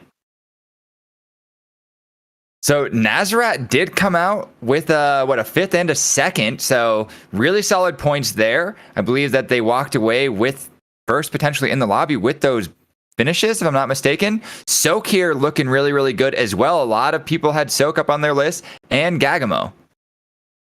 Yes, Purple as definitely. well, though. Look at Purple, though. Purple was 2nd on multiple people's staff and community, and Purple just brought home that W. Man, that consistency play from Purple, though, that's where my mouth, like, I still can't believe it, right? They were on a losing streak for a while after they hit 9, but it was like we were talking about early on. If they found those 2-star threats, it was going to be too much for everybody to handle. Yes, definitely, and what an insane finish there by Purple, because we saw just showing the 2-star Mordekaiser in, sacking the ace synergy for himself, but gaining a little bit more money generation, but also a 2-star legendary on the board, got the 2-star Urgot as well, made some positioning here and there. I think it was a trade on a Fido's gun, it wasn't the red gun on the first fights that we saw. Yeah, And so great choice. Yeah, perfect, was the purple gun. And so awesome choice there, awesome board reading, I would say, to understand what he needed to get the win against the specificity of Nazareth's board, because he was winning against everybody else, but Nazareth had what it takes to beat him, so he found a way to counterattack. Yeah, no, 100%. That's what it takes, right? You can't just sit there, continue losing, or you've lost at that point. You might as well just FFF. So you got to find a route, you got to find a win condition, and that's exactly what Purple did. Navigated their way, was thinking about every single possibility, was like, this isn't working, what can I do to change this outcome and find that one win that I need? And they got it, right? But it wasn't enough. It took Nazareth down to 4. Crazy finish. I really can't get enough of it. I want to rewatch, I want to relive it. Yes, we'd love to relive it, and we can actually relive it because the VODs are always saved here, so you can rewatch this and see this. And I am definitely going to recommend this to my friends because, damn, this was beautiful to watch. Beautiful TFT. Yeah, no, 100%. How to find lines to win games that you thought were unwinnable, that was just put on display perfectly, and a win streak consistency play. What? Yeah, win streak consistency is amazing to watch, and this is actually our pretty much 4th different comp winning tonight, because as I said before, we had Aegis and Sure Shots, then we get Recon Kaisa, then we got full threat comp, and now we have this legendary comp. Well, obviously when you can go fast 9 after a win streak consistency, you're obviously going to go for legendaries, and it was an insane play by Purple. Hard there on the ending, almost didn't win, but did take the win at the end. Yep. Yeah, I was starting to see the prediction favorite was crawling their way back. Nazareth was like, I will not be denied. Let me show you how good anti-CC can really be. And Veil is no joke. Yeah. Might be one of the better prismatics you can get right now. Yeah, it didn't used to be that strong back in the day, but as we saw, Fiddlesticks and Orgat became the staples for this set. And what makes them so great is that, yes, they deal decent damage. They are okay, depending on the situation, whether they have items or not. But their CC is just insane. It's board-wide CC, and that is so powerful. CC has been the name of the game for so long in TFT. I mean, is stopping everyone from attacking, dealing damage, using abilities and anything. So like it makes it impossible for the enemy team to play. And when you have two legendary units with board wide CC together, it's just insane. Yeah, no, 100%. I mean, it's actually crazy just how strong those legendary units are, right? You see the Fiddlesticks also has that built-in siphon. I mean, Fiddlesticks might be one of my favorite all-time units ever added to TFT as a 5 cost. Yes, definitely. And then Orgat giving you so many so much gold or items. Yeah, and Urgat's a sweet unit. Yeah, you might even end up making your board stronger mid-fight because of an item drop. So like those two are probably amongst the best legendaries ever made for TFT. Yeah, up there for sure. Up there for sure. I mean, we had like the Thresh that pulled in extra units as well, right? And we see that with the Syndra now. And people are just splashing Syndra when they find level 9 like Purple did, just to get more umph, right? You get those extra units off your bench with the shields, the extra CC as well. It's a crazy set. They're getting better and better at making these. And, you know, we only get more with this new patch that's hopefully coming out here in the next couple days too. Trait changes. I'm excited, man. TFT is in a great place. Yes, definitely. So we get the news that actually both Aggro and Gagamo made it to the playoffs there with an insane game together. They were competing with each other, and Matty as well. We saw Matty taking the 7th place there, so unfortunately didn't make it to the playoffs, but Aggro and Gagamo did it, and we have our full list of playoff players set. Yes. Let's dive into who we have for the playoffs and get hyped up for it, chat. We love to see it. Yeah, we really, really want to see it. So Matty needed a 4th to make it, but didn't, unfortunately. Not even that close, like 7th place. Unfortunately, not a good game there for Matty, as we saw. So the top 8, we gotta give a shout out to them, obviously. So the first 4 were Nazrat, Mo Diver Maniac, which is a Brazilian player from my region. So big shout out from me to him. Then we got Ragunis, and the 4th would be Purple Pouring, which we saw took 1st place here. Yep. And we got the rest round out with Shogun Eagle, Dark Makaki, Soak, and Bong Lord. Yes. Nice. That's a solid top 8 there. From the lobbies that we had today, we got to see a lot of these players pop off, put their best on display, but now it's playoff time, baby. Now it's time to really bring out your tech, do your homework, and be ready to pop off in the next lobbies. Yes, and just to remind that these top 8 players, they deserve a shout out, not only because of their performance, which was insane, getting top 8 in this massive league with so many good players in it, but also because they have a bye on the first week. So guaranteeing yourself that top 8 is really, really powerful. You can sit out 1 week to relax, prepare yourself a little bit more for when you're going to play, and to scout your opponents. Yeah, no, exactly. I mean, getting to get that extra insight, see what people are liking to play with for their opening, right? They get to kind of just have that breather too, that extra time to just rejuvenate, get their minds clear, and be ready to play next level TFT. And then we'll have a new patch by then too. So the meta's going to shift, things are going to be different, and it's going to be shaken up. Yes, hopefully not going to shift too much, since we have a pretty balanced patch already. It seems that the balance team is doing great work this set.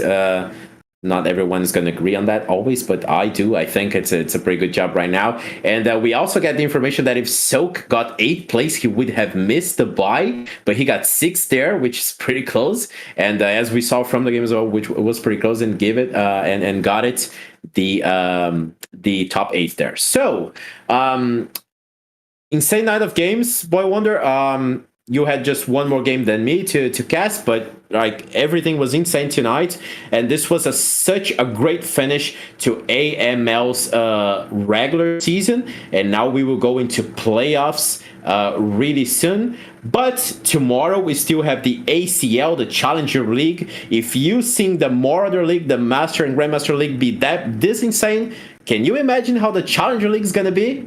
Well, you better watch it. It's gonna be tomorrow, Boy Wonder. Yep, starting at 3:30 Eastern. Super excited for those games. These games were crazy. It's going to be even better tomorrow with more next level plays, challenger players coming out, and I cannot be more hyped for it. Yes, so that's it for us tonight. Be sure to check out our socials as well. You can find us at Aegis Esports GG on Twitter. You are on our YouTube channel as well, so we would love for you to subscribe to us, to give us a thumbs up here as well, because it would be really helpful to us. And you can find me and Boy Wonder on the social medias as well. I am at Sir Black P, and you are Z-Boy Wonder on all social medias. Perfect. You can find me there. Perfect. And so that's going to be it for us tonight. Thank you, Boy Wonder, for a great game here together. Awesome to do a good job here with you. Yep. Same to you, Sir Black. Thanks for being an amazing host. It was awesome getting to cast with you. I look forward to the next time. I look forward to the next time that we get to hype up some more TFT games here for Aegis, and we'll see you guys tomorrow. Good night, people.